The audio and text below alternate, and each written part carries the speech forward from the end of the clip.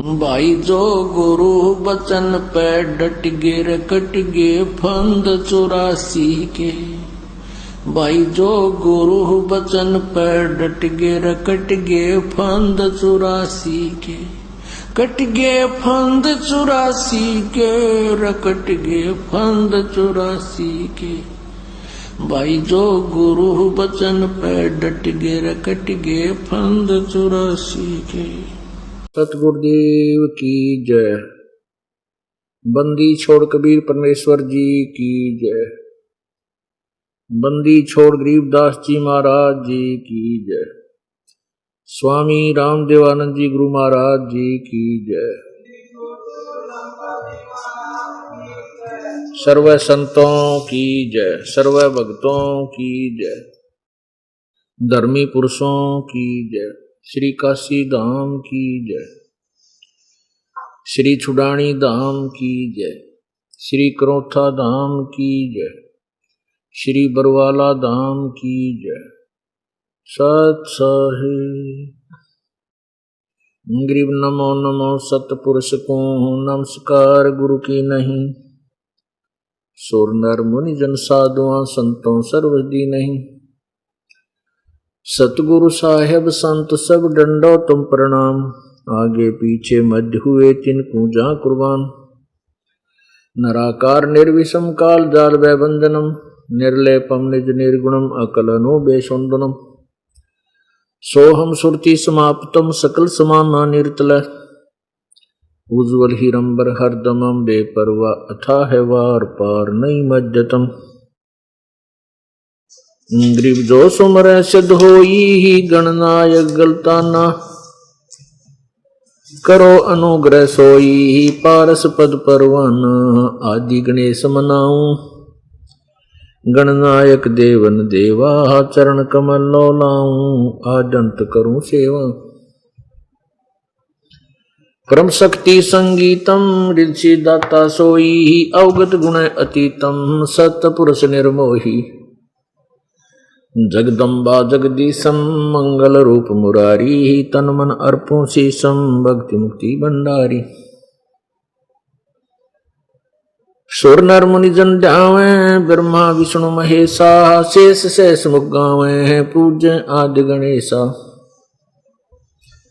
इंद्र कुबेर सरीखा वरुण धर्म राज जावे। समर्थ जीवन जी का मन इच्छा फल पावे। 33 कोटि आधारा जावे शेष 88। उतरे बहु जल पारा कट है यम की फांसी। 33 कोटि आधारा जावे शेष 88। उतरे बहु जल पारा कट है यम की फांसी। सत साहिब कर जोरों विनती करूं। धरूं चरण पर शीश। गुरु जी राम देवानंद जी महाराज ने दियो नाम बख्शीश। कोटि कोटि सिजदा करूं कोटि कोटि प्रणाम। चरण कमल में राखियो मैं बंदी जाम गुलाम। कुत्ता तेरे दरबार का मोतिया मेरा नाम। गले प्रेम की जेवड़ी जहाँ खेचो वहाँ जाऊं। तो करो तो बावड़ू दूर दूर करो तो जाऊं। जो राखो तो ही रहूं। जो देवो सो खाऊं। जय इब के सतगुरु मिले। सब दुख आँखों रो। चरणों ऊपर शीश धरूं। कहूं जो कहनी हो।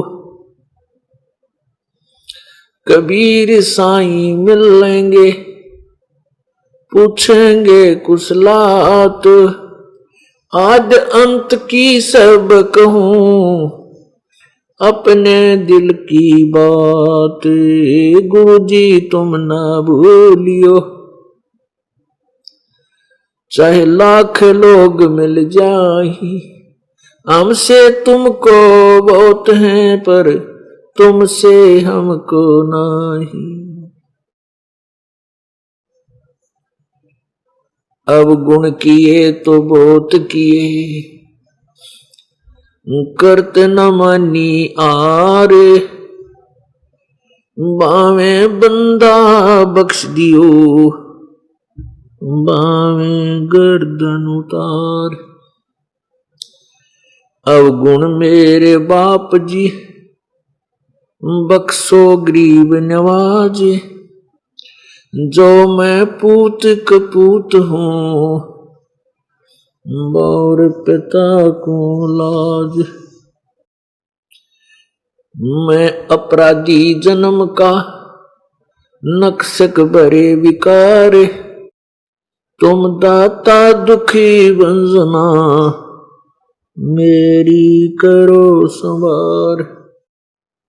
बंदे तो कर बंदगी, जय चावे दीदार, अवसर मानुष जन्म का, मिले न बारंबार। मानुष जन्म पाके, जो नहीं रटे हरि नाम, जैसे कुआ जल बिना, बनवाया क्या काम। राम नाम रटते रहो, राम नाम रटते रहो, जब तक घट में प्राण, कबहू तो दीन दयाल के, बनक पड़ेगी कान। जिन हर की चोरी करी, और गए राम गुण भूल, ते बेदना बागुल किए, रहे उर्द मुख जूल। राम नाम निज सार है, राम नाम निज मूल, राम नाम सौदा करो, राम नाम मत भूल। आए हैं सो जाएंगे, राजा रंक फकीर, एक सिंहासन चढ़ चले, एक बंदे जात जंजीर।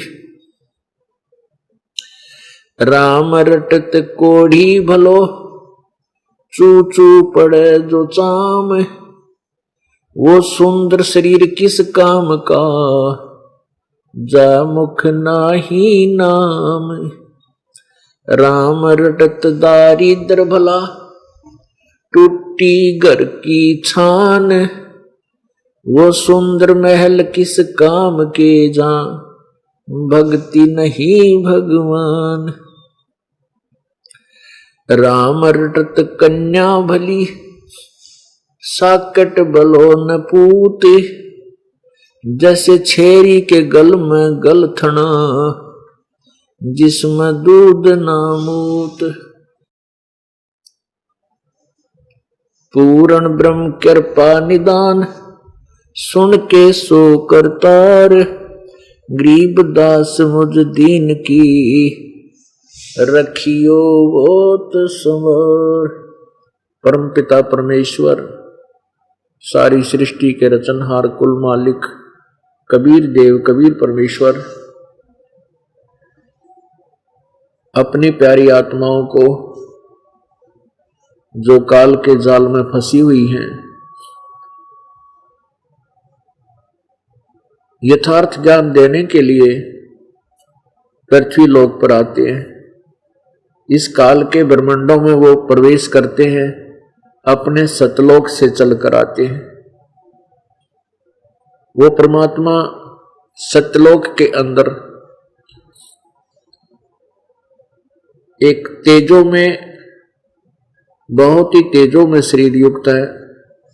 सतलोक के अंदर परमेश्वर कबीर देव जी के शरीर का इतना प्रकाश है, उनके एक रोमकूप के प्रकाश के सामने करोड़ों सूर्य, इतने ही चंद्रमा मिला दे, दोनों की मिलीजुली रोशनी भी फीकी रह जाती है। वो परमात्मा अपने उस तेजों में, इतने तेजों में शरीर को हल्का करके, सरल करके, हल्के तेज पुंज युक्त शरीर धारण करके अन्य शरीर, वो परमात्मा यहां हमें आकर के मिलते हैं। कारण क्या है? वो अपने शरीर को हल्के तेज पुंज का क्यों धारण करते हैं? क्योंकि जो परमेश्वर का वास्तविक तेज है, उस शरीर का वास्तविक तेज है, उसको ये चरम दृष्टि नहीं देख सकती। हम सूर्य को, जैसे एक ही सूर्य को हम देखने में बहुत दिक्कत महसूस करते हैं, कठिनाई महसूस करते हैं, और ऐसी करोड़ सूर्यों का प्रकाश एक रोमकूप में एक बाल के छिद्र के समान है, तो पूरे शरीर का कितना होगा। इसलिए परमात्मा, उस परमात्मा के दर्शन सतलोक के अंदर दिव्य दृष्टि से होते हैं, अंतःकरण की आंखों से होते हैं, यहां चरम दृष्टि काम नहीं करती है। वो परमात्मा यहां आकर के हमें ये ज्ञान देते हैं कि तुम काल के जाल में फंस चुके हो,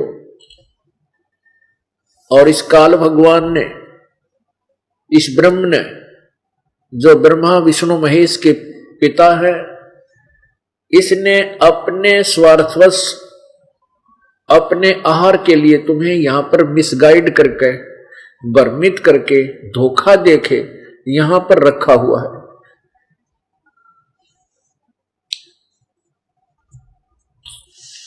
इस काल को, अर्थात काल रूपी ब्रह्म को श्राप लगा हुआ है 1,00,000 मानव शरीरधारी प्राणियों के आहार करने का। उसके लिए उसने हमें यहां पर रोका हुआ है, पाला हुआ है। उसने अपने तीनों पुत्रों रजगुण ब्रह्मा, सतगुण विष्णु, तमगुण शिव जी से ये सब व्यवस्था चला रखी है। रजगुण ब्रह्मा से जीवों की उत्पत्ति, विष्णु से आपस में मोह ममता सती थी, और शिव जी से संहार करा के ये केवल हमारे को अपने खाने के लिए यहां पर रोके हुए हैं। परमेश्वर कबीर जी ने अपनी प्यारी आत्मा धर्मदास जी को इस काल के जाल को समझाते हुए एक उदाहरण बताया कि जैसे कसाई बकरे पालता है, जिस कसाई की प्रतिदिन 10-20 बकरों की सेल है, वो क्या करता है, सैकड़ों की संख्या में, कई सैकड़ों की संख्या में वो बकरे रखता है। उनके लिए अलग से एक व्यवस्था, एक स्थान बनाता है, उनके ऊपर एक शेड डालता है, झोंपड़ी डालता है, जैसे ये टीन डाल रखी है। उन बकरों के लिए, बकरी व बकरों के लिए वो एक चरागाह बनाता है जिसमें वो घास चरते हैं, एक जलाशय बनाता है जिसमें वो जल ग्रहण करते हैं। तो ऐसी सुविधा देता है उन बकरों को। वो बकरे अबोध प्राणी समझते हैं कि ये मालिक हमारा देखो कितना दयालु है, हमारी कितनी केयर टेक करता है, हमारी कितनी संभाल करता है। वो अबोध प्राणी उस कसाई को अपना दयालु स्वामी समझते हैं, और उस कसाई का जो मूल उद्देश्य है उससे वो परिचित नहीं है, क्योंकि इतनी बुद्धि उनके अंदर नहीं है। जब वो कसाई उन बकरों के पास आता है, वो उनके शरीर को स्पर्श करता है, ऐसे शरीर को पकड़ के देखता है, तो वो बकरे अपने उस मालिक को, कसाई को प्यार देते हैं, उसके हाथ को चाटते हैं, लाड करते हैं। वो समझते हैं कि ये हमें प्यार दे रहा है, उसके प्रतिफल में वो उसको प्यार देते हैं। और कसाई ये देख रहा होता है कि ये कितना मांस हो गया इसके शरीर पर, यो कै किलो का बिकेगा, यो कितने का बिकेगा, वो ये देख रहा होता है। और जिस समय जब उसको ऑर्डर मिलता है 10-20 बकरों का, वो नहीं देखता उस समय किसका बेटा मरेगा, किसकी बेटी ले जानी है, किसी की मां ले जानी है। ऐसे लाठी लेकर, डंडा लेकर के उन बकरों को अलग छांट लेता है। किसी का बेटा मरो, किसी की बेटी मरो, किसी की मां मरो, चाहे बाप मरो, भाई बना, चाहे मेहर बहन बनो मरो, चाहे भाई मरो, उसने तो अपना स्वार्थ देखना है और उनको जाकर के वो कटवा देता है। इतना ही समझ लेना, इस काल के लोक में हम उन कसाई के बकरों की तरह यहाँ काल के जाल में फंसे हुए हैं। और इसने हमें यहाँ दिखाई देता है जैसे कितना अच्छा बाग बगीचे, कितने अच्छे काजू किशमिश मेवा सेब संतरे, और कितना शीतल जल दरिया बह रही है, कहीं जमीन के अंदर कितना मीठा जल दे रखा है, शीतल हवा चलती है, सूर्य उदय होता है, अस्त होता है, कभी कितना अच्छा मौसम बना देता है। तो हम ये सोचते हैं कि ये भगवान बड़ा दयालु है, बड़ा दयालु है, अपने प्राणियों के लिए, अपनी आत्माओं को कितनी सुविधा दे रखी है। पर हम भूल जाते हैं ये भी वही भगवान है जो किसी का बेटा मारता है, किसी की बेटी मर गई, कुनबा का परिवार एक्सीडेंट या किसी अन्य हादसे में मृत्यु को प्राप्त हो जाता है। तब कहाँ जाते हैं इस भगवान की दयालुता? हमारी इतनी बुद्धि काम नहीं करती, क्योंकि हमें ज्ञान नहीं कि हम यहाँ क्यों फंसे हैं, कहां से आए हैं, और यहाँ का कौन भगवान है, पूर्ण सुखदायी और सर्वशक्तिमान दयालु परमात्मा कौन है, हम उससे अपरिचित हैं। इसलिए हम इसी व्यवस्था को, जन्म और मृत्यु को, कोई जैसे किसी के पूरा परिवार मर गया, उसके संबंधित कुछ व्यक्ति जो निकट के संबंधी हैं वो कुछ दिन दुख पाते हैं, और शेष बस ये सोचता है कि हमारा नंबर को नहीं आया है, वो तो उनका मर गया, उनको ऐसे हो गया, और एक दिन अपना भी तो नंबर आएगा, हम कौन सी व्यवस्था अलग किए बैठे हैं। तो ये हमारी बुद्धि में चढ़ती को नया रील अब चढ़ेगी। इस तत्व ज्ञान से हमें डर लगेगा, भगवान रह कर याद आएगा, यहां से पीछा छुटवाएंगे। जैसे गीता जी अध्याय नंबर 7 के श्लोक 29 में 29 में ये गीता ज्ञान दाता काल खुद कहता है, स्वयं कहता है, क्योंकि जो यथार्थ ज्ञान है, परमात्मा पूर्ण ब्रह्म कबीर देव ने इस ब्रह्म के अंतःकरण में बाई फोर्स प्रवेश कर रखा है। इसके कंप्यूटर में डाल रखे सारे वेद, 5 वेद डाले थे, लेकिन इसने थोड़ी सी गलती ये कर दी, 5वां वेद छुपा दिया, ये 4 वेद दे दिए। इन 4 वेदों में भी बहुत सा परमात्मा ने ज्ञान अपने विषय में दे रखा है। तो इसलिए वो वेदों वाला ज्ञान ये गीता जी में बोल रहा है, इसकी मजबूरी है, क्योंकि वो कंप्यूटर में फीड ही ये बोल सकेगा। उसके साथ साथ गीता जी में कुछ अपनी भी अटकल लगाई हैं युद्ध करने के लिए, जो स्पष्ट दिखाई देती हैं कि ये काल के विचार हैं, और वेदों से मिलते हुए भी बहुत से विचार गीता जी के अंदर विद्यमान हैं। पुण्यात्माओं, गीता जी अध्याय नंबर 7 के श्लोक 29 में ये काल भगवान क्या बताना चाहता है कि जिन व्यक्तियों को मेरा ये ज्ञान समझ में आ गया, जैसे गीता जी अध्याय नंबर 4 के श्लोक 34 में कहा है कि अर्जुन, तू उस तत्व ज्ञान को, उस परमेश्वर की सच्चिदानंद घन की वाणी को, जो 4 अध्याय के 32वें श्लोक में जिस सच्चिदानंद घन की वाणी के विषय में अर्थात तत्व ज्ञान के विषय में प्रमाण दिया है कि उसके अंदर बहुत विस्तार से ज्ञान दिया हुआ उस परमेश्वर के बारे में। अनुष्ठानों के बारे में, यज्ञों के बारे में, उस तत्व ज्ञान को तू तत्वदर्शी संतों के पास जाकर समझ। और उस अर्थ कहने का भाव यह है 7वें अध्याय के 29वें श्लोक में कि जब तू मेरे इस ज्ञान का आश्रय ले लेगा कि तू तत्वदर्शी संतों के पास पहुंच जाएगा और फिर तुझे ये आध्यात्मिक कंप्लीट संपूर्ण अध्यात्म ज्ञान हो जाएगा, तो सभी कर्मों से परिचित हो जाएगा कि कैसे कर्म करने से क्या लाभ है, कौन से भक्ति के यथार्थ कर्म है, कौन सी यथार्थ पूजा है।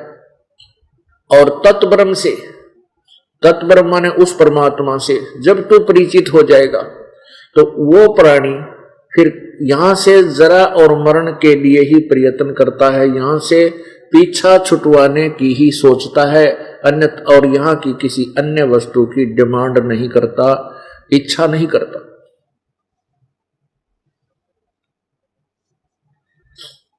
पुण्यात्माओं, हमें ज्ञान नहीं कि हम कहां फंसे पड़े हैं।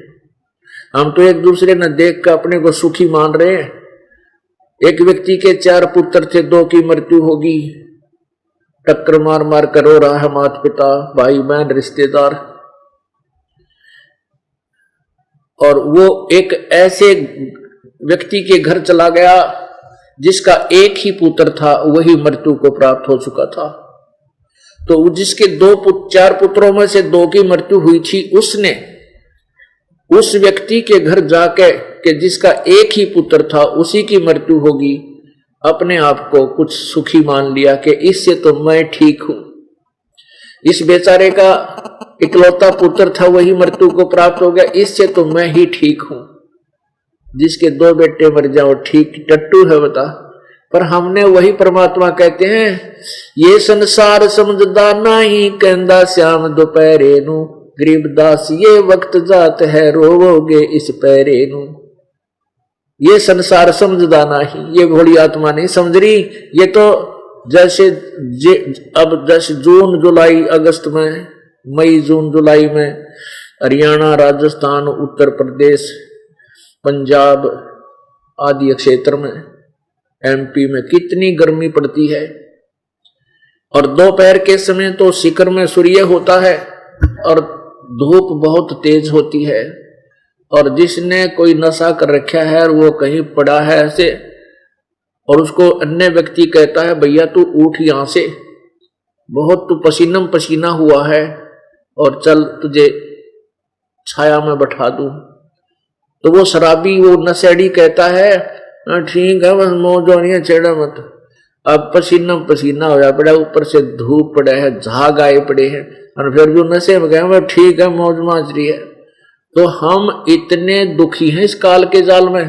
किसी भाई बहन को देख ले जाए, कोई जीव सुखी होते संसार में, लेकिन हम इस आग में जलते हुए, इन पाप कर्मों की आग में जलते हुए और इस अज्ञान के मोह नशे में हम पड़े हैं। और हम फिर भी नो के मौज है, ठीक ठाक है। अरे भोले आदमी हो, हमने एक आदत पड़ गई ठीक ठाक कहने की। ठीक ठाक यहाँ कोई नहीं है, यहाँ सुखी नहीं है कोई भी। जैसे एक व्यक्ति की तक कोर्ट में गया हुआ है, कचहरियों में, और कचहरियों में तो महादुखी व्यक्ति जाओगा, कोई ठीक ठाक तो जा ही नहीं सकता। वहां दूसरा कोई रिलेटिव आ गया और वो भी मिल गया वहां, एक दूसरे हैंड शेक करते, हाथ मिलाते और कहते और ठीक हो, तो कहते ठीक ठाक है, मौज है बिल्कुल। कोर्ट में आ रहे हैं फिर ठीक ठाक कह रहे हैं, थरा गजब। कोर्ट में ठीक ठाक का के मेल मां दुखी प्राणी जाता है। ऐसे ही हॉस्पिटल में एक दूसरे रिश्तेदार मिलते हैं और क्या है, छोरा बीमार है, वो कहता है कि मेरी माँ बीमार है और ठीक ठाक है, और हॉस्पिटल में पड़े हैं फिर भी नहीं होगा ठीक ठाक है, मौज हो रही है। तो पुण्य आत्माओं, हमने आदत केवल एक शब्द कह सकते हैं हम ठीक ठाक है, अनजान पड़े में, न इसे गंदे लोक में ठीक ठाक क्या है। न जाने काल की कर डारे, किस विच ढल जा पासा वे, जिना ते सरते मौत खुड़क दी उन्होंने केड़ा हासा वे। अब यहाँ ठीक ठाक की के इंतजार करे, क्या आशा रखे। आज मान लिया आप जिस सुख, ये सुख तो यहाँ है नहीं, लेकिन आप इस झूठे सुख को सुख मान रहे हो। आप यात्रा कर रहे हो, 2 मिनट में एक्सीडेंट हो जाए 1 सेकंड के बाद, और वही मृत्यु को प्राप्त हो जाए आप ही या कोई सदस्य घर का, तो के मौत होइया। तो यहां नानक साहब जी कहते हैं, ना जाने काल की कर डारे और किस विध ढल जा पासा वे, जिना ते सरते मौत खुड़क दी उन्होंने केड़ा हासावे। अब हमारे को एक आदत बनी हुई है, महादुखी हैं, और फिर भी हम और विकल्प ना पता होने से, इसका कोई विकल्प नहीं हमारे पास, क्योंकि हम जितने भी ऋषि महर्षि संत में मिले जो परमात्मा से अपरिचित थे, उन्होंने यही बताया है कि जन्म और मृत्यु मिटेगी नहीं, ये समाप्त नहीं हो सकती,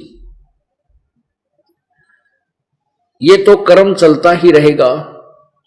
अच्छे पुण्य साधना करोगे तो स्वर्ग चले जाओगे, उसी को ये मोक्ष मानते हैं। और दूसरा ये विधान उन्होंने बताया कि जैसे कर्म करेगा वो भोगने ही पड़ेंगे, उसमें कोई परिवर्तन नहीं किया जा सकता। अर्थात उनको जैसे पाप को कोई विनाश नहीं कर सकता, पाप के कर्म को भोगना ही पड़ेगा, दंड वो तुम्हें मिले ही मिलेगा। तो पुण्यात्माओं, इसलिए हमने यही सोच लिया कि जन्म मृत्यु तो होता ही रहेगा, इसका कोई विकल्प नहीं है। अब हमारी इतनी बुद्धि थी, जैसे मेरी दादी जी की मौत हुई जब हम छोटे छोटे थे,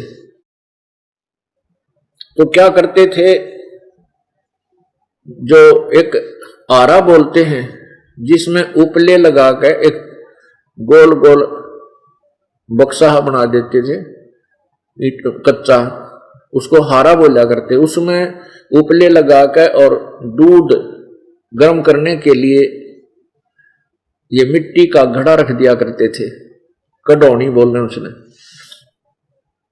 तो उसकी राख लेकर दादी मेरी जब एक थाली में डालकर और परात ऊपर रख दी और कहने लगे, 13वीं वाले दिन देखेंगे हमारी दादी को, तुम्हारी दादी को कौन सी जूनी मिली।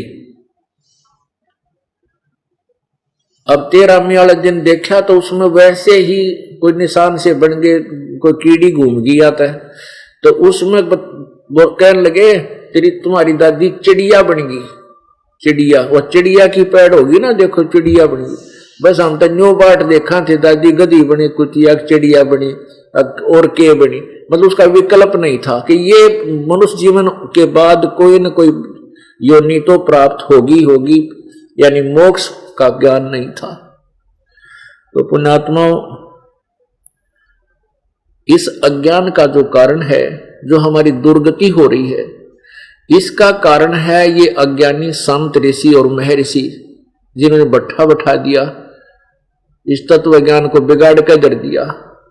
वेद और गीता और पुराण हमें सत्य संदेश दे रहे हैं, और इन्हीं का नाम ले लेकर इन अज्ञानियों ने अज्ञान ठोक दिया संसार में, इनके विपरीत ज्ञान दे दिया, क्योंकि वो परमात्मा से परिचित नहीं थे। जो महापुरुष परमात्मा से परिचित हुए, उनको इन्होंने अशिक्षित घोषित कर दिया और कह दिया कि ये वेदों और गीता के विषय में नहीं जानते, क्योंकि ये संस्कृत लैंग्वेज से अपरिचित है, अननोन है, ये संस्कृत भाषा नहीं जानते। कौन कौन थे? आदरणीय धर्मदास जी, आदरणीय मलुकदास जी, आदरणीय दादू साहिब जी, आदरणीय गरीबदास जी, आदरणीय नानक साहिब जी, आदरणीय घीसा दास साहिब जी। इन महापुरुषों ने परमात्मा का साक्षात्कार हुआ, इन महापुरुषों ने परमात्मा को आंखों देखा, सतलोक देखा, और फिर अपनी अमृत वाणी में परमात्मा की गवाही दी है कि हमने परमात्मा पाया, वो साकार है, उसका मनुष्य जैसा शरीर है, उसका नाम कबीर है, वो सत्यलोक शाश्वत स्थान में रहता है, वो तीसरे धाम में रहता है, वो चौथे धाम में भी रहता है। ये परमात्मा की उन पुण्यात्माओं ने पहले ही बता रखा था, जो आज हम वेदों में प्रमाणित कर रहे हैं आपके समक्ष। तो यही कारण रहा कि इन अज्ञानियों ने, जिनको स्वयं ज्ञान नहीं था वेदों और गीता और पुराणों का, इन्होंने उल्टे अर्थ बनाकर पूरे मानव समाज को काल के जाल में फंसा दिया। अब इतना अज्ञान ठोक दिया हमारे अंदर कि हम अब आंखों देखकर भी सत्य को स्वीकार करने को तैयार नहीं है। पुण्यात्माओं, ये मन जो है, ये मन इस काल का एजेंट है। आत्मा जो है ये परमात्मा पूर्ण ब्रह्म का अंश है और ये मन इस काल का अंश है। इस आत्मा को के साथ इस काल ने अपना यो मन दूत छोड़ दिया। अब इसको आप समझाने की चेष्टा करो, मन को, आत्मा को, क्योंकि समझाया आत्मा को जाता है और मन बीच में टांग अड़ाता है। आत्मा स्वीकार करने को होती है, मन कोई ना कोई ऑब्जेक्शन लाकर नहीं ऐसा कुछ नहीं है और ये है वो है, 100 ऑब्जेक्शन पैदा कर देता है। कौन से में? परमात्मा के मार्ग में। और इसको वैसे कोई साधना अन्य बताता रहे, जैसे आप सोमवार का व्रत रखते हो और आपको कोई कह दे कि शुक्रवार का व्रत बहुत ही अच्छा है, तो आप उसको स्वीकार कर लोगे। आप झाड़ोदा जाते हो, आपको कोई कह दे कि वहां जो सालासर में बड़ा मेला लगता है वहां भी, तो वहां भी शुरू कर दोगे। जैसा हमारे साथ हुआ है पहले, ये दास खूब समझता है। फिर कोई कह दे कि वह मनसा देवी पे वहां पे धागा बांध जावे, उसके सारे मौज हो जाती है, हम वहां भी चले जाएंगे। कोई एक मंत्र जाप करता है, कोई श्लोक जाप करता है, तो उसको कोई 2 और बता दे आरती, वो भी शुरू कर देता है। और कोई ये कहे कि ये साधना तुम्हारी गलत है, इनको मत करो। अपने वेदों और गीता में जो लिखा उस साधना को आप प्रारंभ करो, जिससे तुम्हें लाभ होगा। जो साधनाएं आप कर रहे हो वो शास्त्र विरुद्ध है, जिसके विषय में गीता जी अध्याय नंबर 16 के श्लोक 23 में कहा कि शास्त्र विधि को त्याग कर जो मनमाना आचरण करते हैं उनको न तो कोई सुख होता है, ना कोई सिद्धि होती है, ना उनका कोई जो है मोक्ष होता है, गति होती है। अर्थात यूजलेस, व्यर्थ, यो मन ना मानता। अब इस सत्य ज्ञान को कि जो वेदों में लिखा है, गीता जी में लिखा है, पुराणों में लिखा है, उस अनुसार आप चलिए, आपका कल्याण होगा। कति नहीं मानना योग। बहुत मुश्किल से परमात्मा की विशेष रजा होगी, रह रहकर ये ज्ञान सुनाया जाएगा। जब आत्मा उभर जाएगी तब ये मन को नकार देगी, तब ये मन एक तरफ टिकेगा। अब पुण्यात्मा, जब तक हम तत्व ज्ञान को ग्रहण नहीं करेंगे तब तक हमारी दुर्गति यूं ही बनी रहेगी। जब तक हम सतलोक नहीं चलेंगे, सतलोक नहीं जाएंगे, तब तक हमारी दुर्गति ऐसे ही बनी रहेगी। अब जो बुजुर्ग हो गए हैं, वृद्ध, बूढ़े और बुढ़िया, उनसे बात करके देखा करो। जो युवा वर्ग है, जो नौजवान बच्चे हैं या प्रौढ़ हैं, वो उन वृद्धों से बैठकर थोड़ी बहुत देर चर्चा करा करो, ताकि आपको अपने आने वाले उस गेम में कुछ सहयोग मिले। क्योंकि वो तो बूढ़े तो आपने भी होना, हमने भी होना है, ये तो लागी बात लवे। तो उनसे क्या पूछो? उनसे ये पूछना कि आप ठीक हो। एक बार तक हाँ ठीक ठाक मौज है, 10 मिनट बैठकर चर्चा कर दियो, इतने दुख गिना देंगे, गिनती नहीं होगी, आपका कलेजा मुंह को आ जाएगा। क्या बताएंगे कि मेरा बेटा है, कति कहे कि नहीं मानता, बहू की हकमा हो गया, न्यू करे है, मैंने इसकी खातिर इतना करया, दिन रात नहीं पड़ी है। और एक आधे तो न्यू कहने वाली भी आ जाते, बेटे ने पीट दिया, मैं बाप भी और माँ भी, हो तेरा गजब हो गया। अब उनकी जो जीवन में, उन वृद्धों के जीवन में जो प्रारब्ध में जो उनकी गठड़ी में वो बांध के लाए थे, वो सामने खुल चुकी है किताब सारी। और अगले जीवन मान ले उनका हो गया, तो अगले जीवन में फेरिया है दुर्गति, और भी हो गया मनुष्य का तो फेरिया है बिरान माटी। और कुछ 1-2 मनुष्य जीवन हो भी जाते हैं पुण्यकर्मी प्राणियों के, फिर 84 लाख योनियों में, यानी ये कुत्ते गधे सुअर की योनि में फिर जाना होगा। पुण्यात्माओं,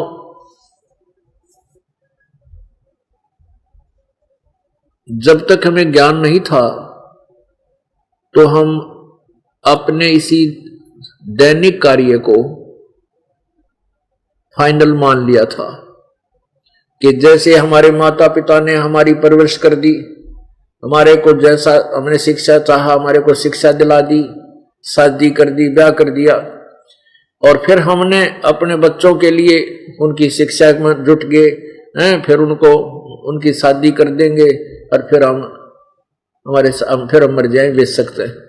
हमने इतना सोच रखा था कि ये काम से हमारा नहीं, इसके साथ साथ एक वेरी इंपॉर्टेंट वर्क और है, बहुत ही इंपॉर्टेंट, बहुत ही अनिवार्य काम है परमात्मा की भक्ति। ये तो आपने जो कुछ भी आपके पूर्व संस्कार में था वो मिले ही मिलेगा। जितने पुत्र मिलने हैं, जितनी पुत्री मिलनी है, कोई जीवित रहना है या मृत्यु को प्राप्त होना है, ये तेरे भाग में पहले पूर्व निर्धारित कर रखा है। ये आपका किया नहीं हो सकता और ना ही हो रहा है। ये विचार करना इन बातों पर। जैसे बच्चों का विवाह हो गया, हमारे समाज में एक विशेष धारणा है कि भगवान बेटा तो अवश्य हो, क्योंकि हम अज्ञान सोच के आधार पर काल की प्रेरणा से पुत्र को पुत्री से ज्यादा महत्व देते थे जब तक हमें ज्ञान नहीं था।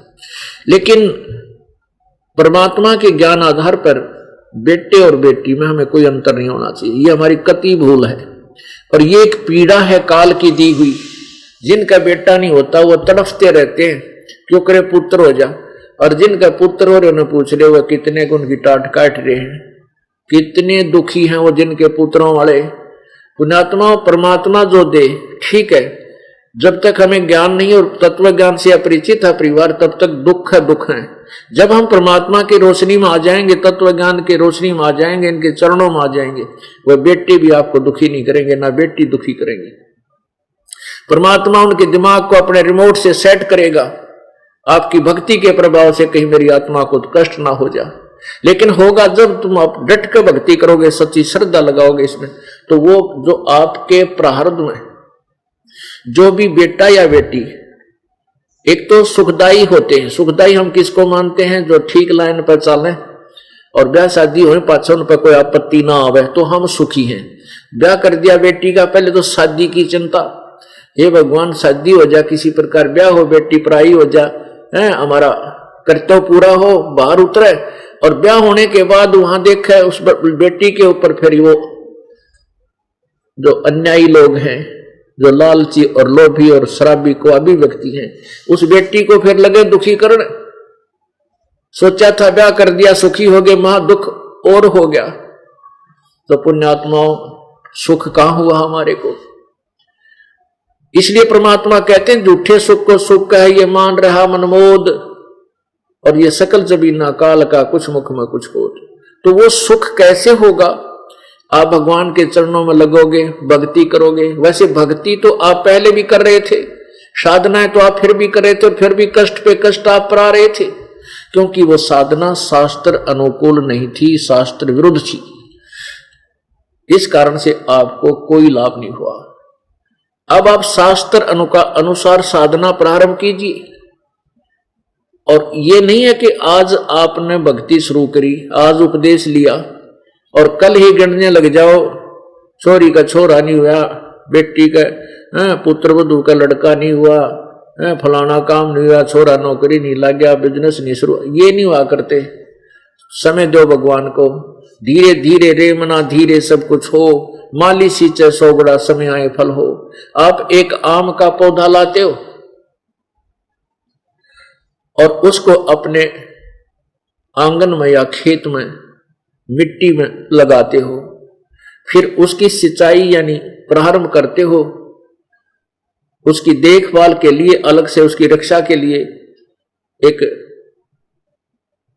जो है बाड़ बनाते हो, और फिर 10 वर्ष तक उसकी पूजा करते हो, यानी सिंचाई करते हो, तब वो पेड़ बनता है।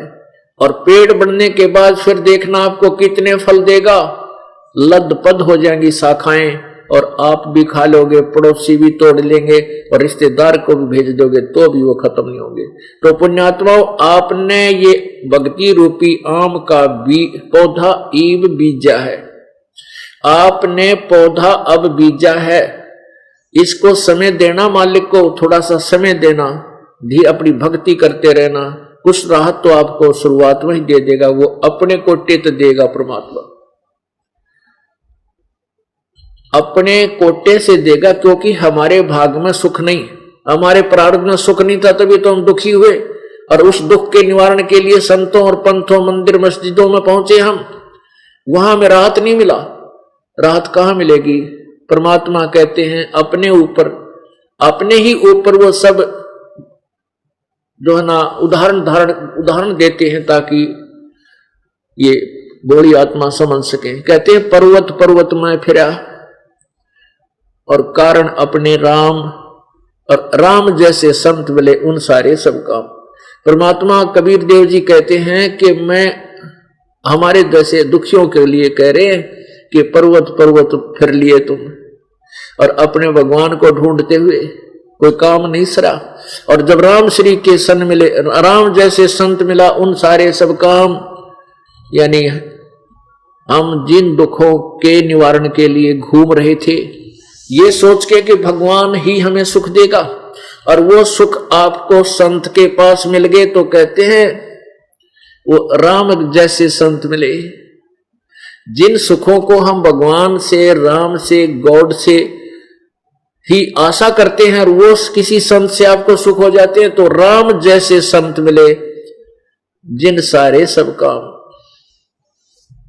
कबीर परमात्मा स्वयं ही एक संत की भूमिका करते हुए, एक तत्वदर्शी संत की भूमिका करते हुए, यहां कुछ समय अतिथि रूप में आते हैं, रहते हैं काल के जाल में, काल के लोक में, और अपनी प्यारी आत्माओं को ये अपना अमृत ज्ञान, ये कबीर वाणी, सच्चिदानंद घन की वाणी, अर्थात वो सवसम वेद यहां लिपिबद्ध करवा के चले जाते हैं।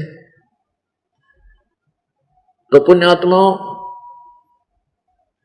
हम जब बच्चे का ब्याह होता है तो उसकी पहली इच्छा होती है बच्चों की, भगवान मतलब माता पिता की भी, रिश्तेदारों की भी। हमने पूछेंगे होया के बालक, आसान मन में नहीं हो सकता, छोरा हो जाए बस पहले, फिर बेशक बेटी हो जाए। अब बेटा ना होया और बेटी होगी, तो दूसरी फिर आशा करते हैं कि भगवान इबकत बेटा होना चाहिए, और वह भी बेटी होगी। तीसरी बार जब सोचते हैं कि परमात्मा इबकत लड़का दे मालिक, वो भी लड़की होगी, और चौथी भी लड़की होगी, पांचवी भी लड़की होगी। तो पुण्यात्माओं, हमारा चाहा नहीं हुआ, अपना किया नहीं हुआ, वो हुआ जो आपके भाग्य में लिखा हुआ था पूर्व में। तो इसलिए यदि कोई ये कहता है कि मैंने कार खरीद ली, मैंने कोठी बना ली, मैंने 5 किले एकड़ जमीन और खरीदी, नहीं, जितनी मेहनत तू कर रहा है तेरे से ज्यादा मेहनत करनी है, इंसान मिल जाएंगे, लेकिन उनका समय पर टूक भी ना मिलते, रोटी भी, आहार भी नहीं प्राप्त होता। ये आपका पूर्व जन्म का किया हुआ शुभ अशुभ आपके साथ है, और वही आपको प्राप्त हो रहा है।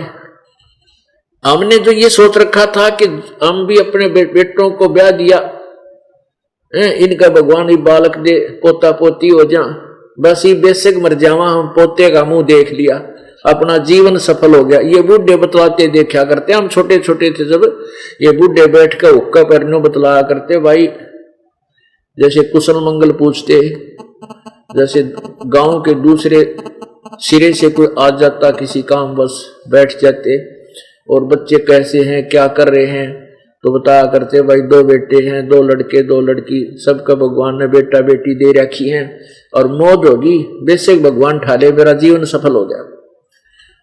अब पता लग गया कि वो कह रहा है मेरा जीवन सफल हो गया, उसने तो नाश कर दिया अपने मनुष्य जीवन का, ये तो इतना अनमोल है। कहते मनुष्य जीवन अनमोल है, मिले न बारंबार, जैसे तरवर से पत्ता टूट जाए फिर लाग बहुत ना लगता डार।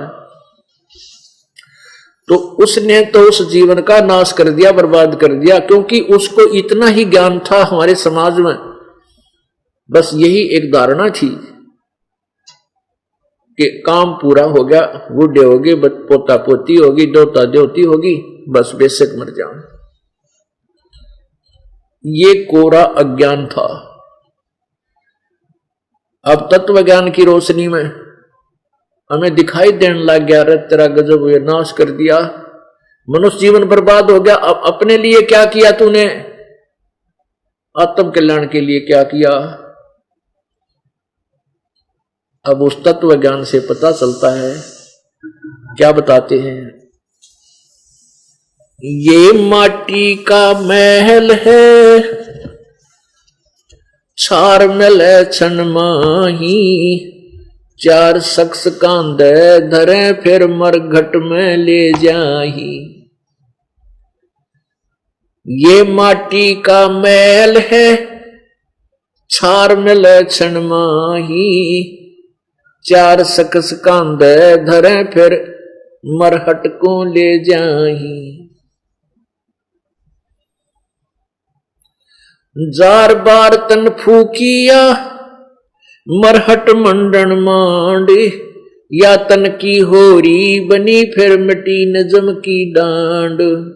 जार बार तन फूकिया, मरहट मंडन मांड, या तन की होरी बनी मिटी नजम की डांड। जार बार तन फूकिया, मिट्या खोज खलील, तू जाने मैं रहूंगा यहाँ तो कछु न ढील। चढ़कर तुरा कुदावते और फालकियां फील, ते नर जंगल जाब से जमको फेरा लील। क्या बताते हैं परमात्मा अपने सवसम वेद में सच्चिदानंद घन परमेश्वर की वाणी में। आप क्या सुन रहे हैं, संसारी में आन के क्या किया रे मूडे, इस संसार में आए कर क्या किया रे मूडे, सुअ संबल से या ये लागे डोडे ढूंढ। सुअ संबल से या ऐसी या नरदेह, जमकिंग कर तुझ ले जागा मुख में दे के खेह।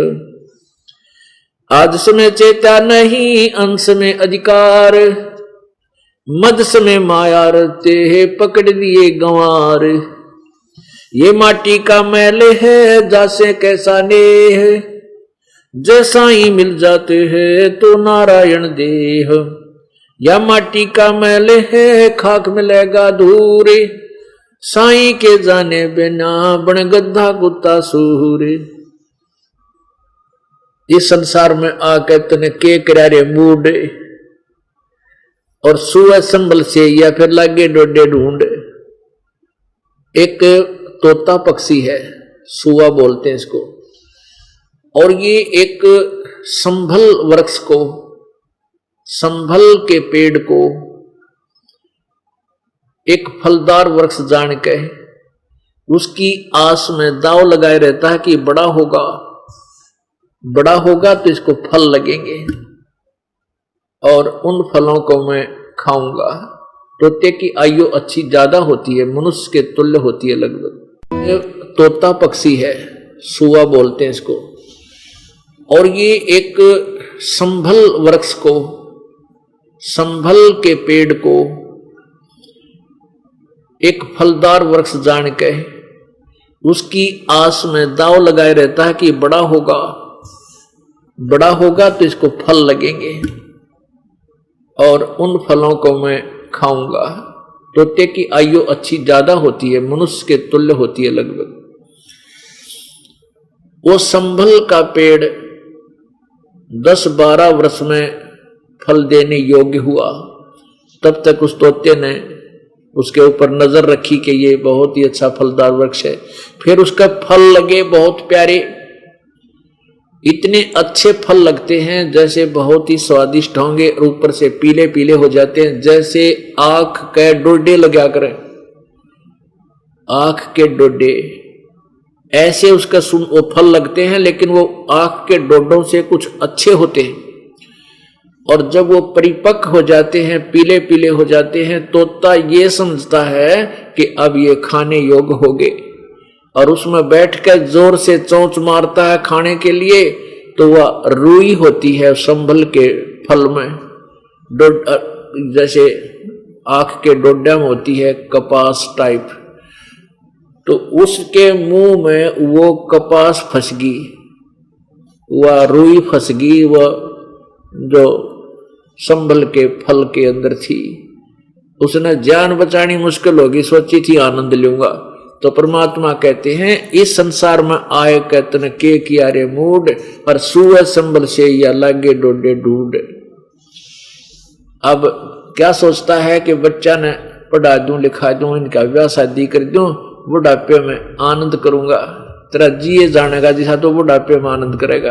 कदे जाड़ पड़वानी, कित आंख बनवानी, कित गोडे दुखे, कब डिस्क स्लप होगी, किसी की कुछ बीमारी, और फिर बेटियां के ताने, बेटियां पुत्र वधुओं की जो वह सिंगड़ से मारेंगे रोज वचनों के, वह सुन दे, आख्या में तो पानी नहीं सूखेगा, बेसिक राजी हो रहा है, मैं ये कर दूंगा, मेरे बेटे न्यू करेंगे।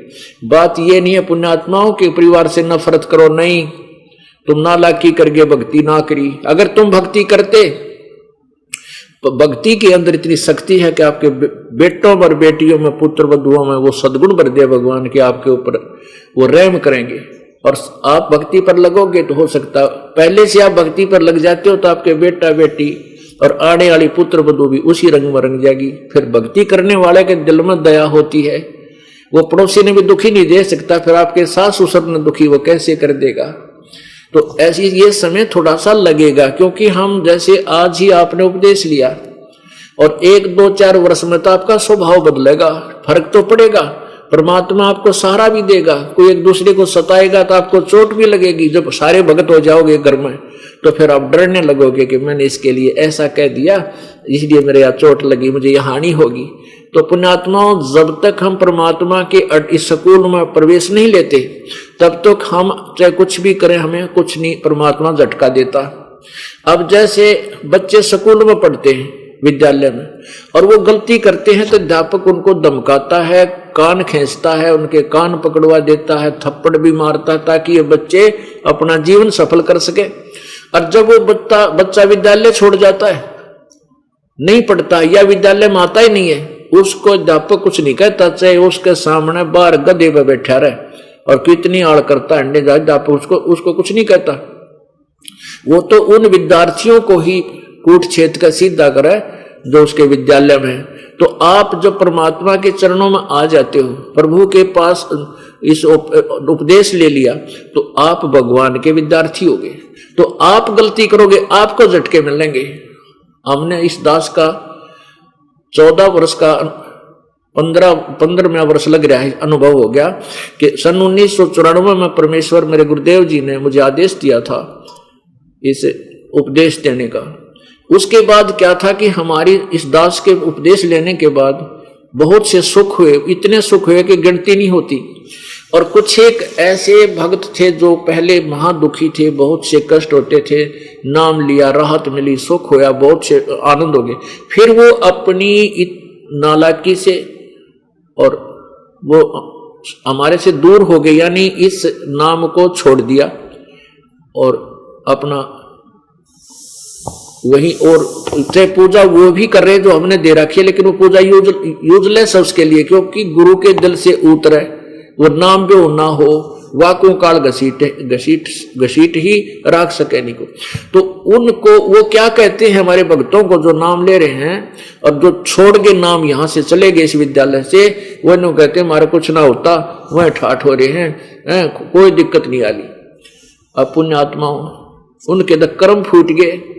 उनको वो जो साधना कर रहे थे वो पुण्य तो उनके 2-4 वर्ष की हुई साधना का उसके साथ है, और वो पुण्य जब तक चलेगा या बैटरी चार्ज होगी उसने कोई हानि नहीं होगी। और ना परमात्मा उसकी तरफ ध्यान दे, चाहे वो कितनी बकवाद करे, चाहे वो शराब भी पीने लग जाए, चोरी भी कर ले, उसको हानि नहीं देगा, क्योंकि फिर वो काल के पाले में चला गया। काल का जो व्यवस्था है, पुण्य और पाप वो अकाउंट करता रहता है, वो छेड़ता नहीं इसको, मनुष्य जीव को, कर लेते ना जो करना है, फिर कट्ठे दाब दे है किल्ली उसकी।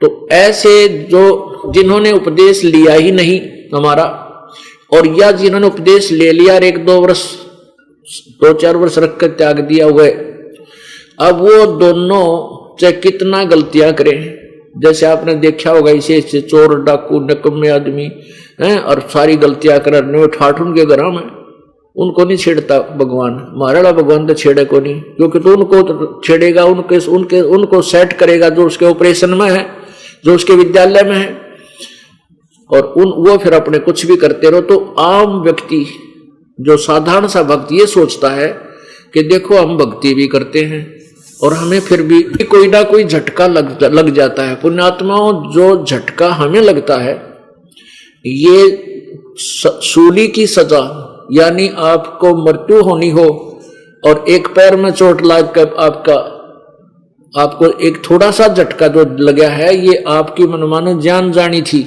आपकी मृत्यु होनी थी, इसलिए बचा दिया। और जो शरण में नहीं होते उनके टांग टूंग ना टूटा हुआ, सीधे मृत्यु को ही प्राप्त हो जाएंगे उस एक्सीडेंट में। तो यहां परमात्मा ने आपकी रक्षा की है, और जिनको आप मानते हो कि वो कति सुखी हैं और उनको कोई हानि नहीं हो रही, नाम भी ना ले रखा, उनके पिछले जन्मों के पुण्य गणे हैं। अब उनकी वो पुण्यों की मलाई जब तक चलेगी, वो खाओ चाहे बर्बाद करो, परमात्मा डिस्टर्बेंस नहीं करता, उसको कुछ नहीं छेड़ता, डिस्टर्ब नहीं करता। और जब उसके पाप कर्मों का दौर शुरू होगा, फिर दिखावाएंगे उस अफलातून की के दुर्गति होगी। तो हमारे ऊपर जितने पाप हैं और पुण्य हैं, उन सब को परमात्मा सेट करेगा, पाप का तो नाश करेगा, पुण्यों को सुरक्षित रखेगा।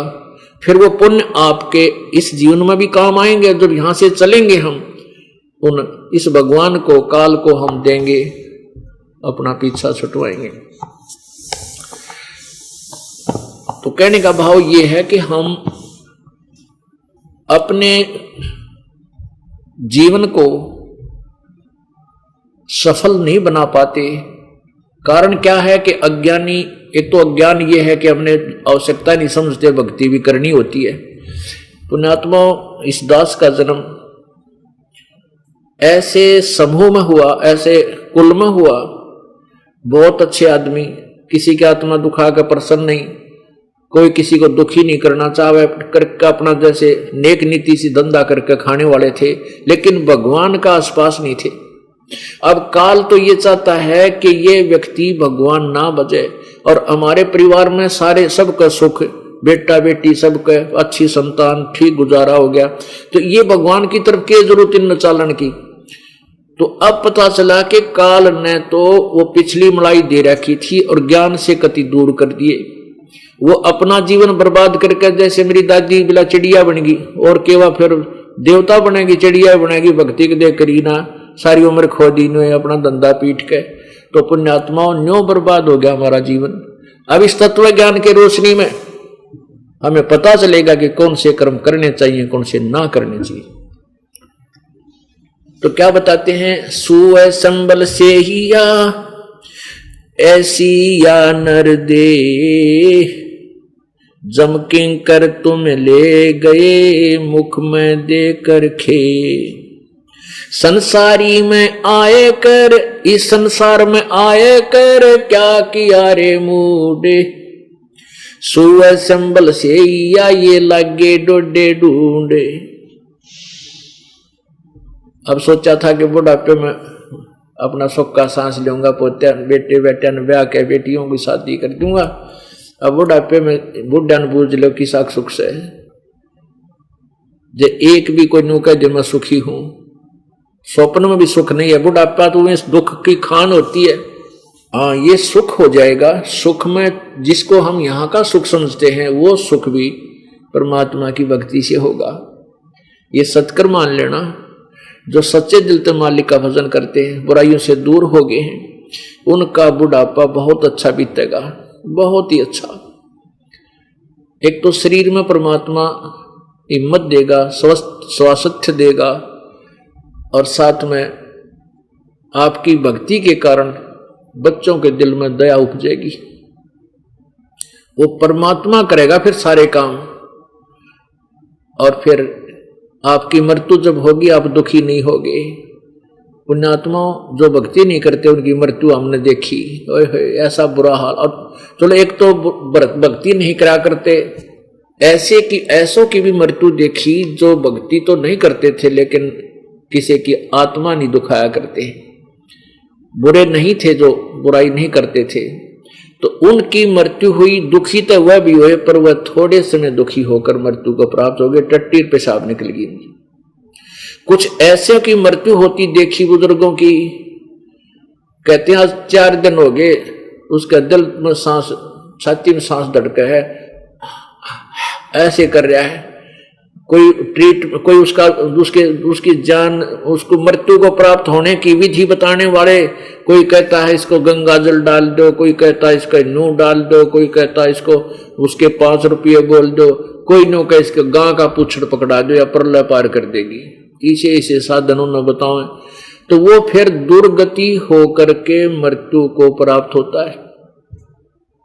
और यम के दूत आते हैं उसको छुड़वाने के लिए, उसके शरीर से निकालने के लिए भयंकर आकृति दिखाते हैं, ऐसे भाले दिखाते हैं कि निकल इसमें तना ठोकेंगे, तो वो डरता इसको छोड़कर भाग जाता, टट्टी और पेशाब निकल जाता है।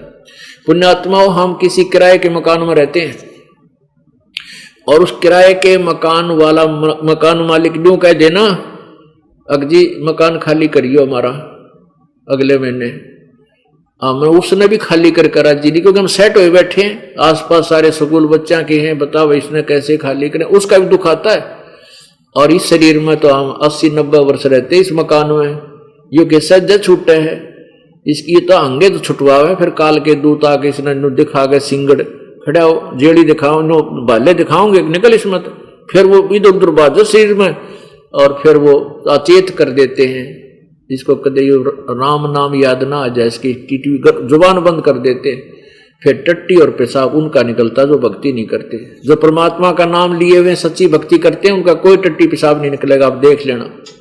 क्योंकि आए हैं सो जाएंगे ये राजा रंग फकीर, एक सिंहासन चढ़ चले एक बंधे जात जंजीर।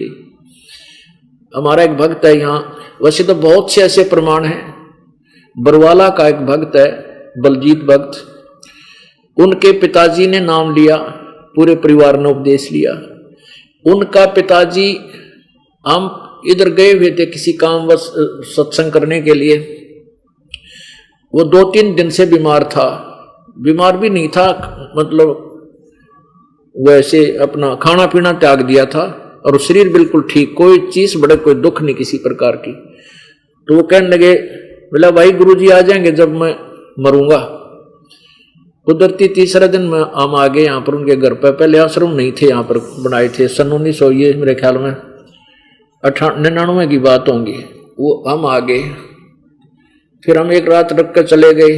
अगले दिन वो बूढ़ा बोला, लेट रहा था, ने बोला भाई अरे ये आ गया विमान, गुरुजी भाई गाड़ी लेकर आ रहे हो, ये खड़ी गाड़ी सामने, और ले भाई हम तो जाओ है बच्चों, और देख हम तो जान लग रहे, अरे सत साहिब बढ़िया चाली गाड़ी ड्र न्यू कर शरीर छोड़ गया, सत साहिब कह के। अब पुण्यात्मा एक तन उम्र है, कहते आए हैं सो जाएंगे वो राजा रंग फकीर, एक तो सिंहासन चढ़ चले एक बंदे जंजीर। एक तो ऐसे परमात्मा लेने आएगा इस दास के रूप में अपने सच्चे अनुयायी को, जहाज में बैठा कर ले जाएगा का बेटा। तो उसमें हमने नो ना दिखा, हम मर गए, हम तो नहीं सोचे गुरु जी आगे बाज के प्रणाम कराएंगे और वो कहेंगे आजा बेटा यहाँ बैठ जा, हम फिर उठा जल्दी से बैठेंगे उनके साथ जहां भी वो कहेंगे, नो ऑब्जेक्शन। फिर वो लेकर चला जाएगा, घर वाले सोचेंगे मर गया, हम जा रहे हैं परमात्मा के साथ सैल सपट्टे करते हुए। और एक वो मरेंगे जिनकी दोनों परमात्मा बजानी सारी उम्र खोटे खोदे, बीड़ी शराब मांस तम्बाकू विरोध दुनिया के साथ उल्टे खुट्टे ठोके, तो वो मरेंगे, उनकी वो दुर्गति होगी। यम के दूत उनको जंजीरों से बांध कर ले जाएंगे और वो आगे जाके ठोकेंगे नरक में, 84 लाख योनियों में भोगेंगे। तो इसलिए हमने परमात्मा की भक्ति, वो पूर्ण भक्ति, सत्य भक्ति जो करेंगे, ये नकली भक्ति शास्त्र और साधना करने वालों को कोई लाभ नहीं होगा, क्योंकि हमारे सदग्रंथ प्रमाण करते हैं।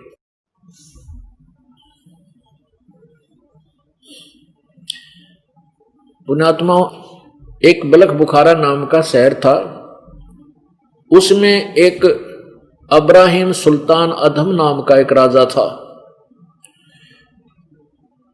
वो पूर्व जन्म के बहुत ही पुण्ययुक्त था।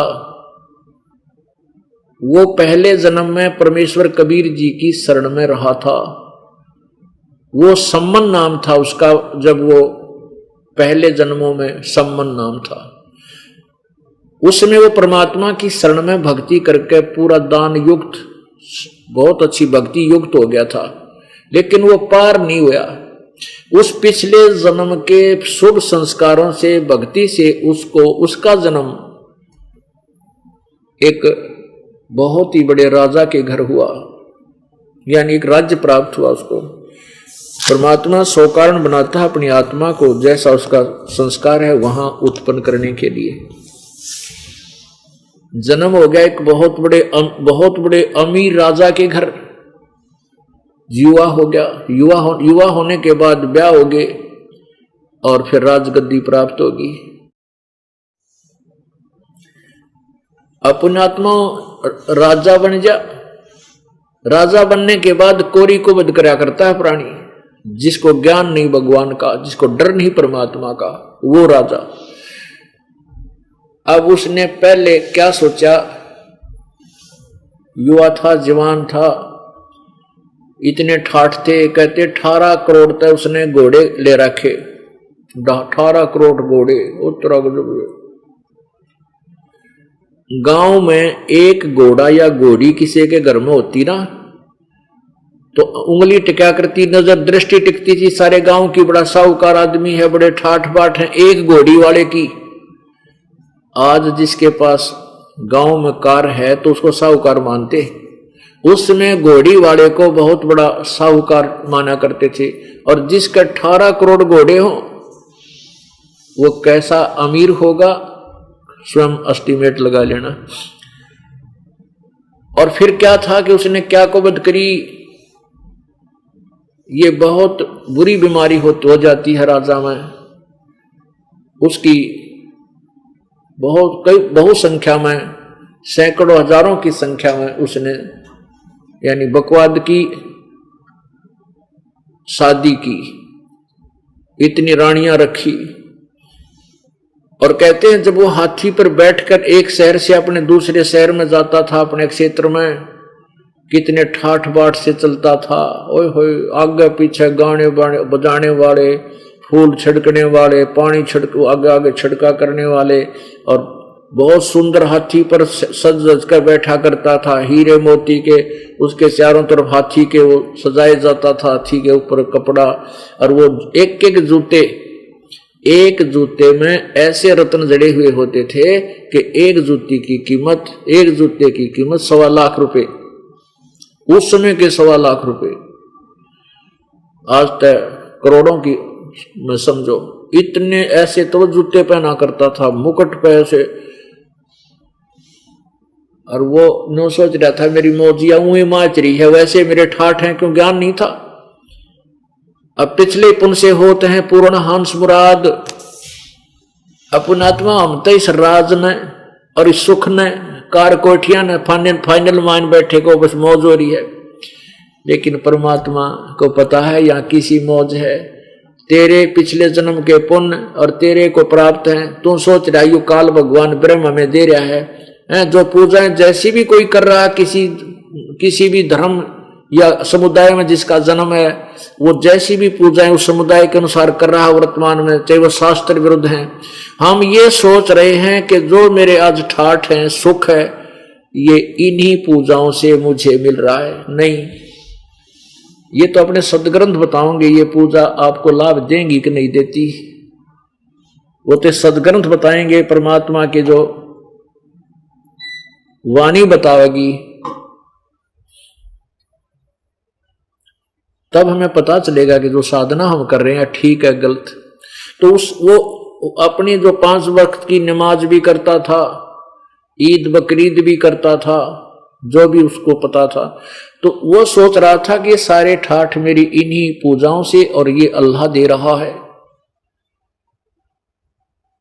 अब पुण्यात्मा, तत्व ज्ञान की रोशनी में आपको दाना दाना यानी कति क्लियर हो जाएगा कंसेप्ट कि जो साधनाएं हम प्रत्येक धर्म के कर रहे थे वो पूर्ण मोक्षदायक नहीं थी। जैसे पवित्र कुरान शरीफ के अंदर सूरत फुरकानी 25 आयत नंबर 52 से लेकर 59 तक, इसमें एक विशेष विवरण दिया है कि जो ये मुसलमान भाई क्या मानते हैं। कुरान मजीद में लिखा है स्टार्ट के अंदर भूमिका में कि अल्लाह ने जिसको मुसलमान वर्ग अपना फाइनल गॉड मानता है, उसने हजरत मोहम्मद जी को कुरान शरीफ का ज्ञान दिया।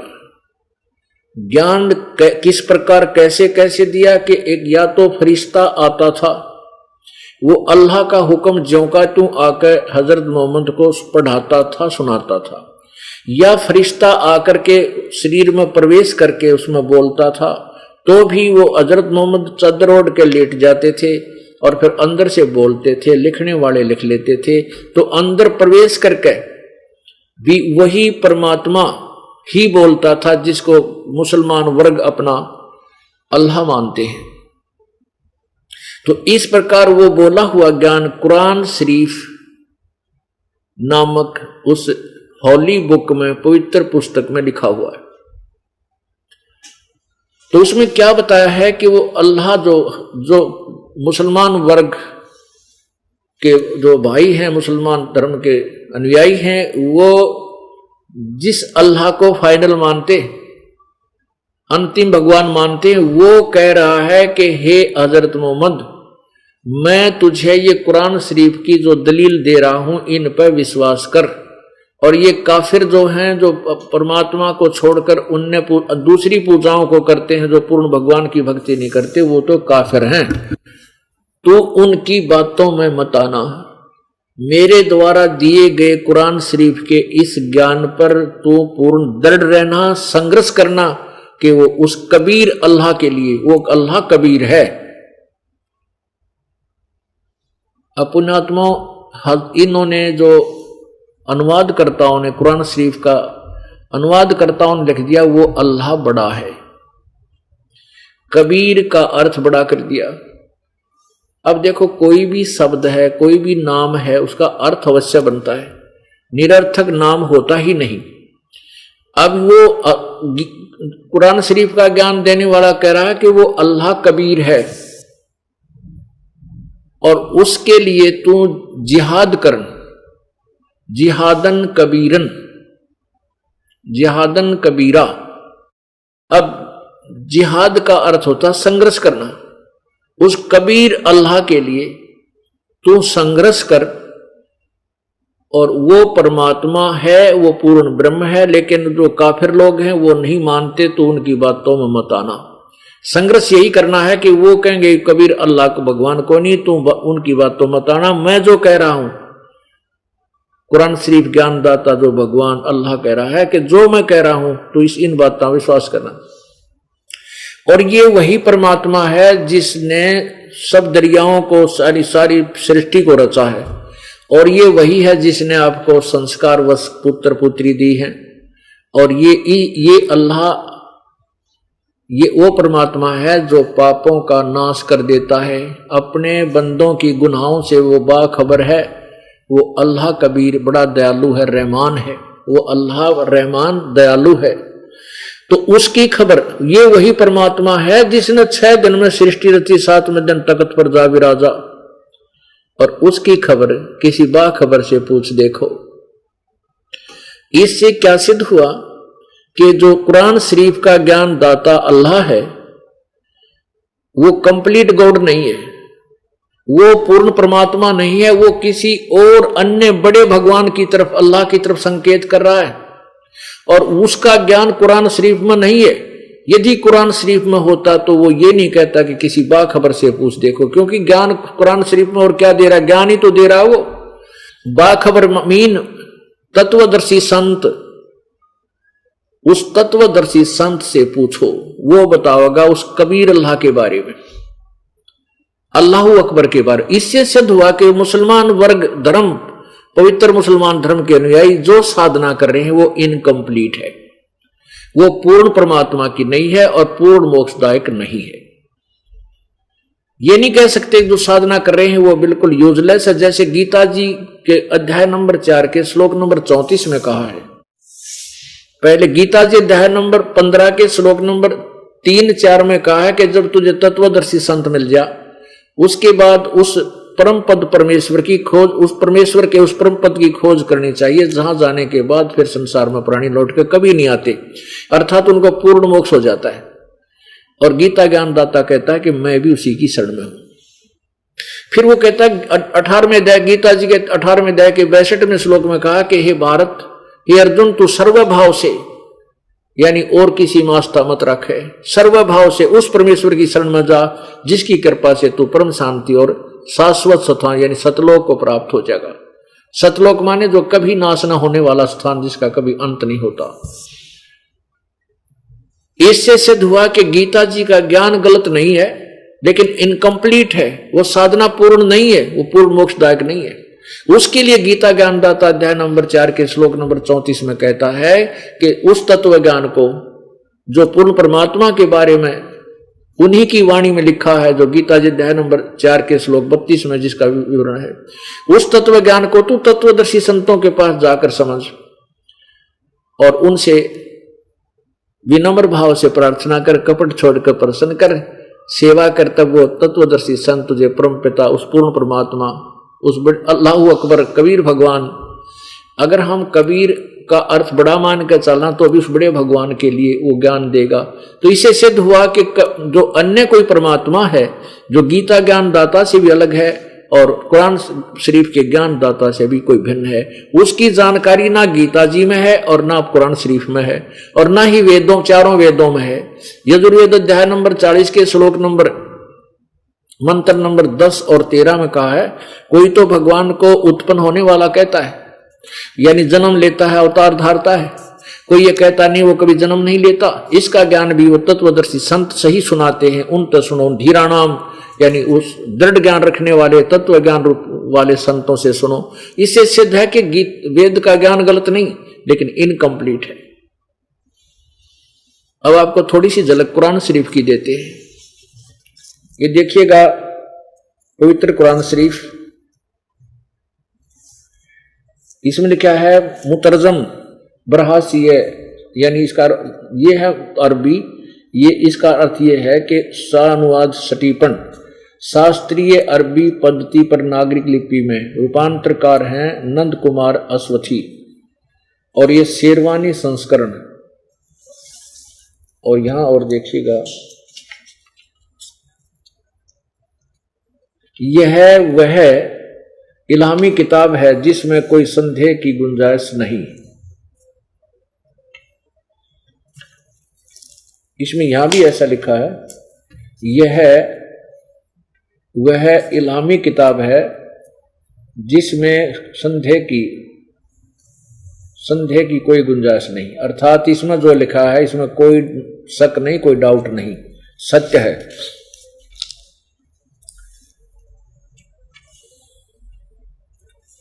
शास्त्रीय अरबी पद्धति पर नागरिक लिपि में शेरवानी संस्करण। प्रकाशक हैं लखनऊ किताब घर, मौसम बाग, सीतापुर रोड, लखनऊ।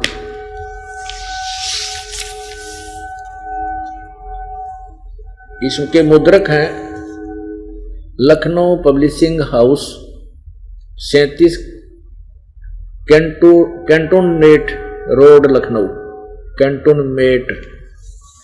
अब इसके देखना, ये है सूरत फुरकानी, ये कुरान शरीफ सूरतुल फुरकानी 25। अब इसके हम 52वीं आयत पर आते हैं। ये देखिएगा आयत नंबर 52, इसमें क्या लिखा है? फला तुतियल काफिरन व जाहिदुम बिही जिहादन कबीरन 52। इसका अनुवाद जिन्होंने यहां किया है, तो ए पैगंबर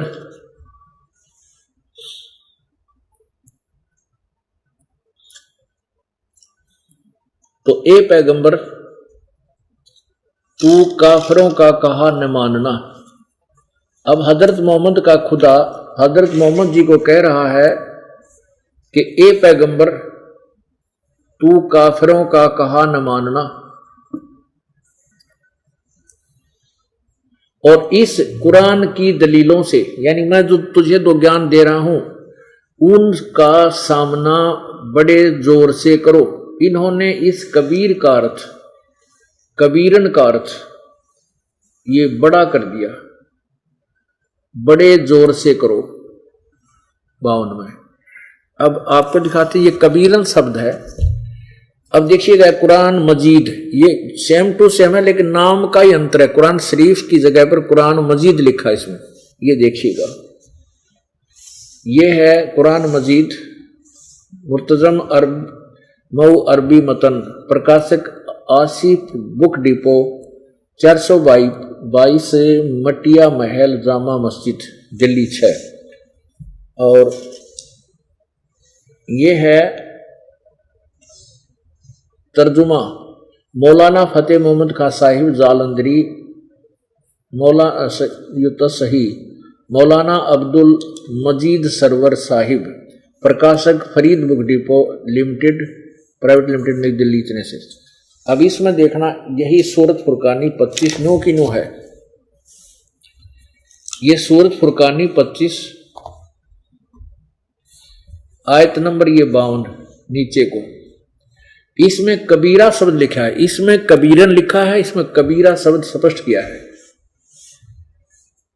फला तुतियल काफिरिन न व जाहिदुम बिही जाहिदन कबीरा। बस ये दिखाना चाहता था दास के कबीरन कहो चाहे कबीरा कहो चाहे कबीर कहो, एक को ही गल है, एक के बात है। अब फिर आइए कुरान शरीफ, ये कुरान शरीफ सूरतुल फुरकानी 25 में। अब हमने ये 52 वाली आयत पढ़ ली, अब 53 चम्मन और पढ़ डांगे। फला तुतियल काफिरन व जाहिदम बही जिहादन कबीरन, कबीर कहो कबीरन कहो चाहे कबीरा कहो 52 में। इसमें तो हजरत मोहम्मद का खुदा यानी हजरत मोहम्मद जिसे अपना मालिक मानते हैं, जो ज्ञान दे रहा उनको, वो कह रहा कि ए पैगंबर तू काफिरों का कहा न मानना, क्योंकि काफिर नहीं मानते उस परमात्मा को। और इस कुरान की दलीलों से जो मैं तुझे ज्ञान दे रहा हूं, इससे उनका सामना बड़े जोर से करो। अब आगे चलते हैं। अब ये आपने पढ़ा प्रश्न नंबर 604 पे, और अब देखिएगा प्रश्न नंबर 606, 5 पे अनुवाद है इसका। अब ये 606 और 7 पे अनुवाद है 53 आयत का। और वही है वो, अब वो कबीर नामक अल्लाह वही है जिसने 2 दरियाओं को मिला चलाया, एक मीठा प्यास बुझाने वाला और एक खारी कड़वा, और दोनों को एक आड़ और मजबूत रोक बना दी। और वही है जिसने पानी की बूंद से आदमी को पैदा किया, फिर उसको साहिब नसब यानी किसी की बेटा या बेटी, और ससुराल वाला यानी किसी की दामाद बहू बनाया। और तुम्हारा परवरदिगार, जो कुरान शरीफ का ज्ञान दे रहा है वो अल्लाह कह रहा है, हजरत मोहम्मद जो तेरा परवरदिगार वो वास्तविक पूर्ण परमात्मा हर चीज करने पर शक्तिमान है। और काफिर उस अल्लाह के सिवाय यानी पूर्ण परमात्मा की भक्ति ना कर ऐसों को पूजते हैं, अन्य देवताओं को पूजते हैं जो न उनको नफा पहुंचा सकते हैं और न नुकसान, उनको न नफा पहुंचा सकते हैं और न उनको नुकसान यानी हानि पहुंचा सकते हैं। और काफिर तो अपने परवरदिगार से पीठ दिए हुए हैं, जो भगवान की एक परमात्मा की पूर्ण परमात्मा में भक्ति नहीं करते वो काफिर कहे हैं, दिए हुए और मुंह मोड़े हैं। और ए पैगंबर 56 में हमने तुमको खुशखबरी सुनाने और सिर्फ अजाब से डराने के लिए भेजा है। इन लोगों से कहो कि मैं तुमसे अल्लाह के हुक्म उसका ज्ञान सुनाने पर कुछ मजदूरी नहीं मांगता। हाँ, जो चाहे अपने परवरदिगार तक पहुंचने की राह इख्तियार कर ले। अब 58 में क्या कहा, ए पैगंबर उस जिंदा पर भरोसा रखो, क्योंकि हजरत मोहम्मद जी को पूर्ण परमात्मा जिंदा महात्मा के रूप में आकर मिला था। उस जिंदा पर इन्होंने अर्थ कर दिया चैतन्य, उस जिंदा पर भरोसा रखो जो कभी मरने वाला नहीं है, अर्थात वो पूर्ण रूप से अविनाशी है। और तारीफ के साथ उसकी पाकी बयान करते रहो। अब यहाँ कुरान शरीफ का ज्ञान दाता अल्लाह, जिसको हजरत मोहम्मद अपना खुदा मानता है, वो अपने विषय में नहीं कह रहा, उसकी पाकी माने उसकी महिमा का बयान करते रहो, उसकी पवित्रता का बयान करते रहो। और अपने बंदों के गुनाहों से वह काफी खबरदार है। अब देखो इन्होंने क्या किया, 58 में उस कबीरा खबीरा जो शब्द है, कबीरन खबीरन, उसका काफी माने बहुत बड़ा कर दिया।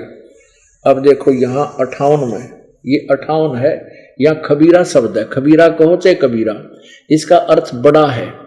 और यहाँ 59 में खबीरन है, इसको खबीरन कहो चाहे खबीरा कहो, एक ही कबीरा कहो। अब 59 में, अब 58 आपने पढ़ ली, यहाँ 58 में इन्होंने लिखा है कि वो अपने बंदों के गुनाहों से वो कबीर खबरदार है। यहाँ लिखना चाहिए था वो कबीर नामक परमात्मा खूब समझता है, जानता है, उन पापों को भी नाश कर देता है। अब 59 में कि वो कबीर नामक अल्लाह यानी कुरान शरीफ के ज्ञान देने वाले अल्लाह से कोई और के विषय में कुरान शरीफ ज्ञान दाता कह रहा है, जिसने आसमानों और जमीन और जो कुछ उनके बीच में है 6 दिन में पैदा किया, फिर तख्त पर जा विराजा। वह अल्लाह बड़ा, वह अल्लाह कबीर है। इन्होंने खबीरन का अर्थ भी बड़ा कर दिया। ये 59 में ये खबीरन शब्द है, इस इबादही खबीरा, इसका अर्थ है इबादही खबीरा, पूजा के योग। इबादत माने पूजा, इबादही माने पूजा के योग, वो कबीर परमात्मा ही है। इसका अर्थ तो ये बनता है 58 का। अब 59 में ये खबीरन है, अरमानो असफल खबीरन। अब इसने खबीरन का अर्थ जो कर दिया वो ये किया है बड़ा 59 में, जिसने आसमान और जमीन और जो कुछ उनके बीच है में है सबको 6 दिन में पैदा किया, फिर तख्त पर जा विराजा। इससे दुआ के परमात्मा साकार है जो तख्त पर बैठ गया जाके, एक सर्वव्यापक नहीं है, उसकी शक्ति सर्वव्यापक है। और वह अल्लाह कबीर है। इस बड़ा का अर्थ ना करें तो हम अल्लाह कबीर लिख दें, अल्लाह कबीर है। रहमान है यानी वो दयालु है, वो कबीर दयालु है। तो उसकी खबर, उसके बारे में जानकारी किसी बाखबर यानी इल्म वाले से पूछ देखो, यानी तत्वदर्शी संत के पास जाओ, उनसे पूछो। तो इससे सिद्ध हो गया कि कुरान शरीफ का ज्ञान इनकम्प्लीट है, पूर्ण मोक्षदायक नहीं है, और पूर्ण परमात्मा के विषय में इसमें पूरी जानकारी नहीं है। तो उसके विषय में कोई और संत ही बताएगा, वो तत्वदर्शी संत जो पवित्र वेदों में गीता जी में बताया है और उसके विषय में जानकारी भी दी है कि वो कैसा होगा। तो पुण्यात्माओं, जो भी जैसी साधना, जैसे पवित्र हिंदू धर्म के अनुयायी वो पुण्यात्मा केवल वेदों पर आधारित हैं, पवित्र गीता जी पर आधारित हैं कि इसमें जो ज्ञान है वो सही है, बिल्कुल ठीक है। और वो ब्रह्म को जो गीता और वेदों का ज्ञान देता है उसी को कंप्लीट गॉड मान रहे हैं। और जबकि वो तो खुद कह रहा है, वेदों वाला भगवान भी और गीता का ज्ञान देने वाला भगवान भी, कि और परमात्मा है, वो कबीर देव है। इन्होंने कबीर देव का अर्थ कर दिया, कवि का तो कर दिया सर्वज्ञ यानी सब कुछ जानने वाला, और देव का कर दिया परमेश्वर। अब पुण्यात्माओं, कोई भी कवि सर्वज्ञ नहीं हो सकता, वो तो एक काव्यकार है। एक कविता लिखनी आदमी हो वो सर्वज्ञ क्यों कर हो जाएगा? यदि वेदों में उस कवि का अर्थ जो ने सर्वज्ञ किया है वो इनकी अधूरी व्याकरण है। वहां जहां कवि वो सेंटेंस बताएगा, वो उस मंत्र का की भाषा बताएगी कि यहाँ कवि शब्द लगे, कवि का अर्थ काव्यकार होगा या वो उसका नाम ही लिखने पड़ेगा। यो कवि कौन था? वो कवि कबीर देव था, कबीर देव है वो कबीर परमात्मा, जिसने अपना ज्ञान स्वसम वेद का ज्ञान, पांचवें वेद का ज्ञान लोकोक्तियों के माध्यम से, काव्यों के माध्यम से, निवचनानियों के माध्यम से यानी लोकोक्तियों के माध्यम से लिखा बोला, जिस कारण से उसको एक कवि कहने लग जाते हैं। वो प्रसिद्ध कवियों की पदवी प्राप्त करता है, लेकिन वो कबीर देव खुद भगवान होता है, वो पूर्ण परमात्मा ही होता है। वो अपनी कबीर गिरभी कबीर वाणी द्वारा अपने तत्व ज्ञान का प्रचार आवाज लगा लगा कर ऊंचे ऊंचे सुर में बोल कर करता है। और यही परमात्मा खुद प्रमाण देते हैं कि चारों युग में हम पुकारे को कया हम हेल रे, हीरे माणक मोती बरसे ये जग चुगता ढेल रे। पुण्यात्माओं, वो जो बलख बुखारे का राजा बादशाह अब्राहिम सुल्तान अधम, ये उसका पूर्ण नाम था। वो बड़े ठाठ से रहा करता, लेकिन पिछले जन्म में की हुई भक्ति, वो संस्कार भी इस आत्मा को टेकन नहीं देते।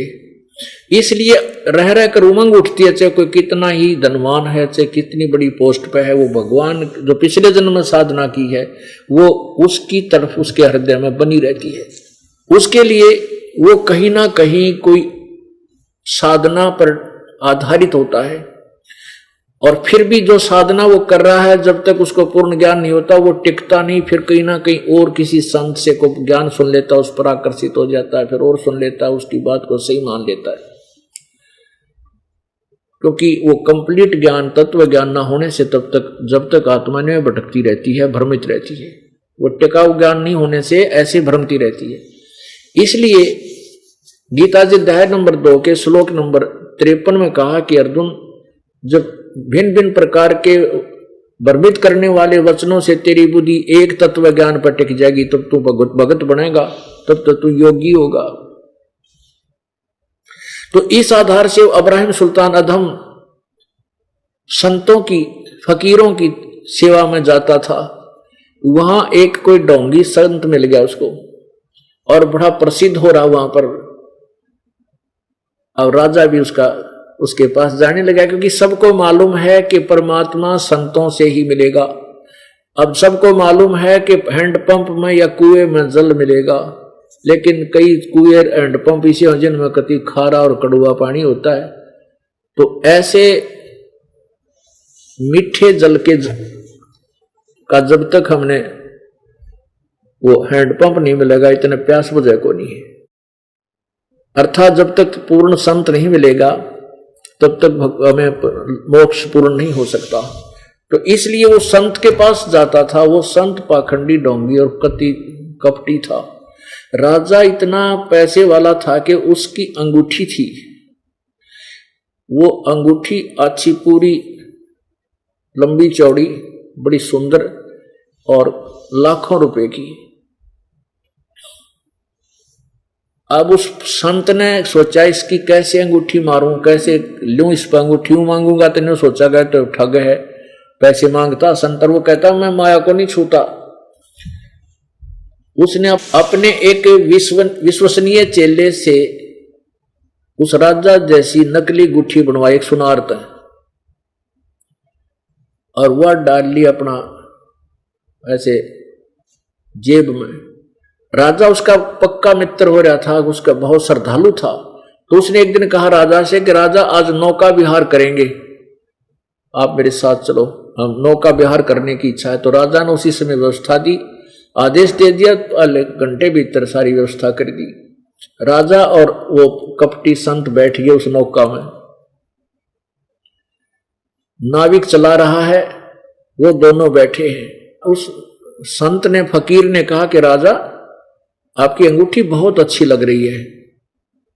राजा ने कहा कि देखो, दिखाना कैसी है, कितनी कीमत है इसकी। राजा ने अंगूठी निकालते निकालते कहा कि महात्मा जी ये इतने लाख रुपए की या इतने 50,000 की, इतने की बनी है, इसमें हीरे देखो ये जड़े हुए हैं। अच्छा, वाह जी वाह। उधर से कहता है नाविक ठीक चला, राजा को झटका ना लग जाए। अब राजा का ध्यान नहीं उधर हुआ, उसने वो अंगूठी बदल ली, वह तो अपनी टांगली रुआ हाथ में ले ली। राजा बहुत ही अच्छी है, पर हम फकीरों के क्या काम है, ऐसे कह के उसने दरिया में फेंक दी। राजा ने सोचा भाई बड़ा त्यागी बैरागी संत है, और ज्यादा आस्था राजा की बन गई, वह कमाल है, संत के चाला है, इतनी कीमत की अंगूठी को भी कहता है तो मिट्टी है हमारे लिए। अब पुण्यात्मा कुछ दिनों के बाद क्या हुआ कि उन गुरु चेलियां की बिगड़ गई। जो उसका शिष्य था, विश्वसनीय शिष्य, जिसने वह अंगूठी बनवाई थी, जिसने धोखा किया था, जिस गुट्ठी को उसने जल में फेंक दिया था और ओरिजिनल अंगूठी राजा वाली को मार दिया था, वह लोगों को दबा दी कि मिट्टी में दबा रखी थी अपने उस मकान में जहां वो रहता था, झोपड़ी में। तो एक दिन उस गुरु चेलियां की बिगड़ गई, तो गुरु उस चेले ने पीछे तो जाकर नौकरों को बताया, उस वजीर को बताया कि ऐसे ऐसे वो संत पाखंडी है, डोंगी है, और उसने राजा की अंगूठी, राजा के साथ धोखा किया है। अब पहले तो फकीर उसका ना जच्चा वजीर का भी, राजा तो उसके ऊपर कति अटूट श्रद्धा रखता है और वो मानेगा नहीं। तो वो वजीर बोला भाई मैंने कोई प्रमाण दे ताकि मैं राजा का आगे तेरी यह बात रखूं। वो चेला बोला चल मैं उस सुनार से मिला दूंगा आपको जिस पर मैंने वो अंगूठी बनवाई थी। वो बोला चल, सुनार से बात की, कहा जी एक नकली अंगूठी बनवाई थी कि जो जिस राजा से, जो राजा का गहने बनाता था उसी से बता कि जिस राजा ने बना रखी है, राजा की तूने अंगूठी बनाई है छाप, ऐसी ही मेरी इन नकली बना दे। तो फिर वजीर का जच गया बात, यकीन हुआ। उसने आकर के इब्राहिम सुल्तान से बताई कि राजा यो संत कपटी है, धोखेबाज है, आपकी अंगूठी उसने छुपा ली और एक नकली बनवा के और वो जल में फेंकी थी, राजा इससे सावधान रहना। अब वो धार्मिक लोग बड़े श्रद्धालु होते हैं, उसका जची नहीं इब्राहिम का कि नहीं उस वजीर आपको धोखा लगा है, वो तो बड़ा महान पुरुष है, वो तो किसी वस्तु को छूता ही नहीं है, वो तो त्यागी बैरागी है। वजीर कहने लगा महाराज मेरा भी ना जच्चे थी यह बात, जो आप जिस प्रकार आप सोच रहे हो मैं भी नहीं सोचूं था, लेकिन उस चेले ने बताई है कि वह अंगूठी अब भी उसकी झोंपड़ी में दबी हुई है और एक जिस पे हम आपके गहने बनवाते हैं उसी सुनार से इसने बनवाई थी नकली, उस चेले ने। वो चेला बुलवाया, फिर वो चेला भी बुलाया उस राजा ने और फिर वो सुनार बुलवाया। सुनार ने भी कह दिया जी सचमुच मैंने, वो इन्होंने कहा कि राजा जैसी अंगूठी बना दे, मैंने बना दी। अब राजा ने सोची भाई बात तो बिगड़ गई और कहीं वे अंगूठी उनके घर में ना पाई, बेचती संत महसूस ना कर जा, डरा करते थे। वो राजा बोला उस शिष्य भी तू चल और हम आ रहे हैं, हम उससे पूछेंगे राजा से, उसके क्या नाम है फकीर तय, और तू उसी समय वो अंगूठी निकाल के दे दिया, हमने ज्यादा ना पूछना पड़ा उससे। पहले फकीरों से डरा बहुत करते थे, ये शराब स्वरूप दे दिया करते थे।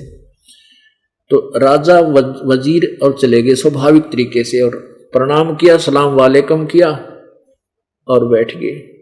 तो राजा ने कहा कि महात्मा जी आपने जो अंगूठी मेरी जल में फेंक दी थी वो मुझे रह रह कर याद आती है क्योंकि वह बहुत कीमती थी। तो वो कहता है कि राजा आप माया में जकड़े हुए हो, हम माया से निर्बंध हैं, लागा बकवाद कर। तब वो चेला उड़े खड़ा था, वो बोला जी इसने कितना नहीं माया का त्यागी, कति पक्का चीचड़ है, और देखो यार ये अंगूठी आप वाली, वह अंगूठी निकाल कर वह राजा को दे दी। ये देखो, उसका तो सफेद मुंह हो गया और कंपन लग गया। वो महात्मा न्यो बैठा बैठा कंप है, हकीम मर गया भाई। उस समय तो सजाएं राजा के मुंह पर होया करती थी, फांसी दो इसको, लेकिन वो फांसी ना दी क्योंकि पिछले संस्कार अच्छे थे उस राजा के, दयालु था। कहने लगा इसने कैद में डाल दो, चक्की पीसन का।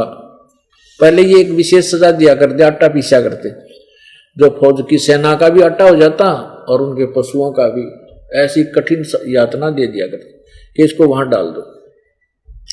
उसके बाद उस राजा के मन में इन फकीरों के प्रति नफरत होगी कि ये सब बकवादी लोग हैं, मैं जिसको ऐसा नेक आदमी मानू था वो ऐसा नकली निकला, इनोरा पर के विश्वास करूं। लेकिन भगवान से डरने वाला था, उसने क्या स्कीम बनाई कि वे संतों एक डडोरा पीट दो, मुनादी करा दो कि आसपास जितने भी संत हैं या तो इस मेरे राज ने त्याग दें या मेरे पास आवें और मेरे प्रश्न का उत्तर दें। अब वो संत सोचा भी राज त्याग कर कि जाएंगे, चल राजा के पूछेगा उत्तर दे देंगे, आवें प्रश्न करें। वो कहे कि तुमने अल्लाह देखा है, तुमने अल्लाह को प्राप्त किया है तो मुझे उसकी आभास उसको मुझे दिखाओ। अब वो मुसलमान धर्म के संत थे, वो कहते हैं जी अल्लाह देखा नहीं जाता, महसूस किया जाता है, क्योंकि वह भी अल्लाह को बेचून मानते हैं, निराकार कहते हैं, अव्यक्त बोलते हैं। सबकी छुरी उलट फिट हो रही है। तो राजा बोला जो भी ऐसा जवाब दे कि वो तो देखा जा सकता है, उसको उसी समय जेल में डाल दे। यानी 300 के 60 वो शख्स कहते वो संत जो थे वो कैद में डाल दिए। और पुण्यात्माओं परमात्मा प्राप्ति के लिए घर छोड़ रखा है या कोई और प्रयत्न कर रहा है, जो भक्त वो पिछले जन्म का शुभ संस्कारी है। वो पिछले जन्म में कभी ना कभी भगवान की भक्ति कर रहा था, तो वो परमात्मा उस भक्ति के कारण उन संतों भक्तों के पीछे फिरता रहता है। एक दिन ऐसा हुआ कि राजा के महल पर, राजा के उस मकान से थोड़ी सी दूरी पर किसी भक्त का मकान था। वहां कुछ संत रात ने आकर वहां परमात्मा की महिमा ऊंचे स्वर में गा गा कर सुना रही थी। राजा ऊपर बैठ गया, महल पे ऊपर बैठ गया, तो उसने सारी रात सुने कि परमात्मा के भजन बिना इस जीव की क्या दुर्गति होगी और ये मनुष्य जीवन सदा नहीं रहेगा, ये राजपाट सदा नहीं रहेगा। इससे प्रभावित होकर राजा ने कहा कि अपने सैनिकों से कहा कि उन जो वो गाने गा रहे हैं, भगवान की महिमा सुना रहे हैं, वो संत 5-7 जने थे, उनको सबको कह के आओ कि कल तुम राजा ने याद किया सुबह आ जाना। उनको संदेशा मिला, वो घबरा गई कि भाई बात तो बिगड़ेगी, राजा राजी खुशी तो बुलाता नहीं, हो सकता उसकी नींद भंग होगी। हम भगवान की महिमा गा रहे थे, पर देखी जाएगी आदेश राजा का जाना तो पड़ेगा। जब वो वहां पहुंचे, राजा ने प्रश्न किया क्या तुमने भगवान मिला है? अगर मिला है तो हमें मुझे दिखाओ, और नहीं तो चक्की वहां जेल में जाओ। उनका जो मुखिया था वो खड़ा हुआ, बुद्धिमान व्यक्ति था, उसने कहा राजा एक गिलास में दूध मंगाओ। राजा ने अपने नौकरों से आज्ञा दी कि दूध लाओ मीठा करके, गिलास में मीठा करके दूध ले आए। अब वो संत जो था, फकीर था, वो उस गिलास दूध के गिलास को पकड़ के उसमें उंगली देर ऐसे देखा है। राजा कहने लगा कि पीले महात्मा जी, मीठा करवा कर मंगवा रखा है। तो फकीर बोला कि राजन, मैंने सुना है कि दूध में घी होता है, पर आपके दूध में घी को नहीं, मैं ना पीऊं इसमें। अब राजा हंसा, कहने लगे भले आदमी, तुझे ये नहीं मालूम कि दूध से घी कैसे निकाला जाता है, तो तू काहे का भगवान पाया होगा तूने। सुन मैं विधि बताता हूं कि दूध को पहले गर्म किया जाता है, फिर ठंडा करके, और उसमें कुछ जामुन डाला जाता है, उसको जमाया जाता है, फिर वो दही बनता है, और फिर उसको रिड़का जाता है, फिर उसमें से मक्खन निकलता है, फिर उसको गर्म करके घी बनाया जाता है। समझा? दूध से घी ऐसे बनता है। फकीर बोला कि राजन, मैंने सुना है कि दूध में घी होता है, पर आपके दूध में घी को नहीं, मैं ना पीऊं इसने। अब राजा हंसा, कहने लगे भले आदमी, तुझे ये नहीं मालूम कि दूध से घी कैसे निकाला जाता है, तो तू काहे का भगवान पाया होगा तूने। सुन, मैं विधि बताता हूं कि दूध को पहले गर्म किया जाता है, फिर ठंडा करके, और उसमें कुछ जामुन डाला जाता है, उसको जमाया जाता है, फिर वो दही बनता है, और फिर उसको रिड़का जाता है, फिर उसमें से मक्खन निकलता है, फिर उसको गर्म करके घी बनाया जाता है। समझा? दूध से घी ऐसे बनता है। तब राजा उस संत ने कहा कि महात्मा जी, जिस प्रकार दूध से घी निकालने की, प्राप्त करने की विधि है, ऐसे ही इस तन में, शरीर में परमात्मा प्राप्त करने की विधि है, मैं बताऊंगा, आप करो। राजा बोला, तू ज्यादा बात बनाता है, इसको ठोक दो नरक में। ये बकवादी है, ऐसी ऐसी बातें मैंने बहुत सुन रखी है, मैं बहुत जख्मी हो चुका हूं इन संत फकीरों की बकवाद सुनकर। वो भी डाल दिए। परमात्मा कहते हैं, जो जन मेरी शरण है ताका हूं मैं दास, और गेल गेल लाग गया फिर जब तक धरती आकाश। ये इब्राहिम सुल्तान अधम जो थे, ये सम्मन वाली आत्मा थी, जिसने उस जीवन में अपने इकलौते पुत्र को परमात्मा के भोजन के लिए और गर्दन काटनी पड़ गई थी। उस पुण्य के कारण, उसको पिछले जन्म की भक्ति के कारण, और उस पहले उस शरण में रहा था, इस कारण से उस पुण्य आत्मा को, उस राजा को उस नरक से निकालना था, जिसको वो बहुत अच्छी आइटम मान रहा था, उस ठाठ बाट राज फकीरी को, राज को। अब हम तो माया माया करते फिरते हैं, भगवान धन मिल जा, कार मिल जा, कोई ठीक हो जा। ठीक है पुण्यात्मा, आपको इतना तो भगवान जरूर देगा कि आपका गुजारा ठीक चले, लेकिन यह माया अच्छी को ना, यह दुश्मन है इस जीव की, ये परमात्मा से दूर करने का पहला जाल है। अब परमात्मा, हम तो मांगे धन, और परमात्मा उस धन को, उस माया को जहर दिखावे हमारे लिए, ताकि हम इससे दूर हटें। वो परमात्मा कबीर जी पहुंचे अपनी उस प्यारी आत्मा को शरण में लेने के लिए उस इब्राहिम सुल्तान अदम को। रात्रि के समय राजा के महल के ऊपर एक ऊंटों वाला रहबारी बोलते हैं, कारवान, जैसे इधर हमारे क्षेत्र में राजस्थान साइड के ऊंट चराने आते हैं, ऊंटे ले आते हैं जब उधर वर्षा ना होती है, तो वो वैसे बड़े बड़े तो साफे बांधते हैं, धोती डबल लांगड़ की धोती, टांगे घुटने की होती है, हवा लंबी लंबी नोक की जूती, लंबी लाठी। तो इस वेशभूषा में परमात्मा राजा के रेजिडेंस के ऊपर छत पर खड़ा होकर नो लाठी मारे, आवाज करे जोर जोर से। अब राजा ने सैनिकों से कहा कि लाओ पकड़ के, कौन है ऊपर, कौन शरारत कर रहा है। ऊपर से लाए पकड़ कर, नीचे एक ग्रामीण सा व्यक्ति घोड़ा बाड़ा खड़ा है सामने, परमात्मा इस रूप में थे। राजा ने पूछा, भी तू क्या कर रहा था ऊपर?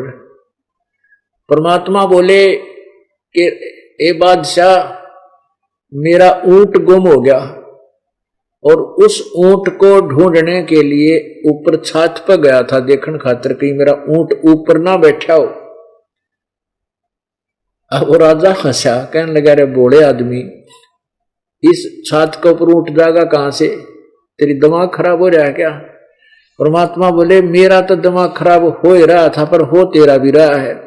तू जिस तरीके से, पर जैसे छत पर ऊंट नहीं हो सकता, क्वाइट इम्पॉसिबल, इस प्रकार जो बकवाद तू करे संतों को दुखी करने का, ऐसे तुझे 7 जन्म भी परमात्मा नहीं मिल सकता। न्यों कहकर अंतर ज्ञान होगी। अब राजा ने मुश्किल होगी, और राजा एकदम घबरा गया और मूर्छित हो गया। परमात्मा वहां पहुंचे जहां पर वो 360 साधु चक्की पीस रहे थे जेल में।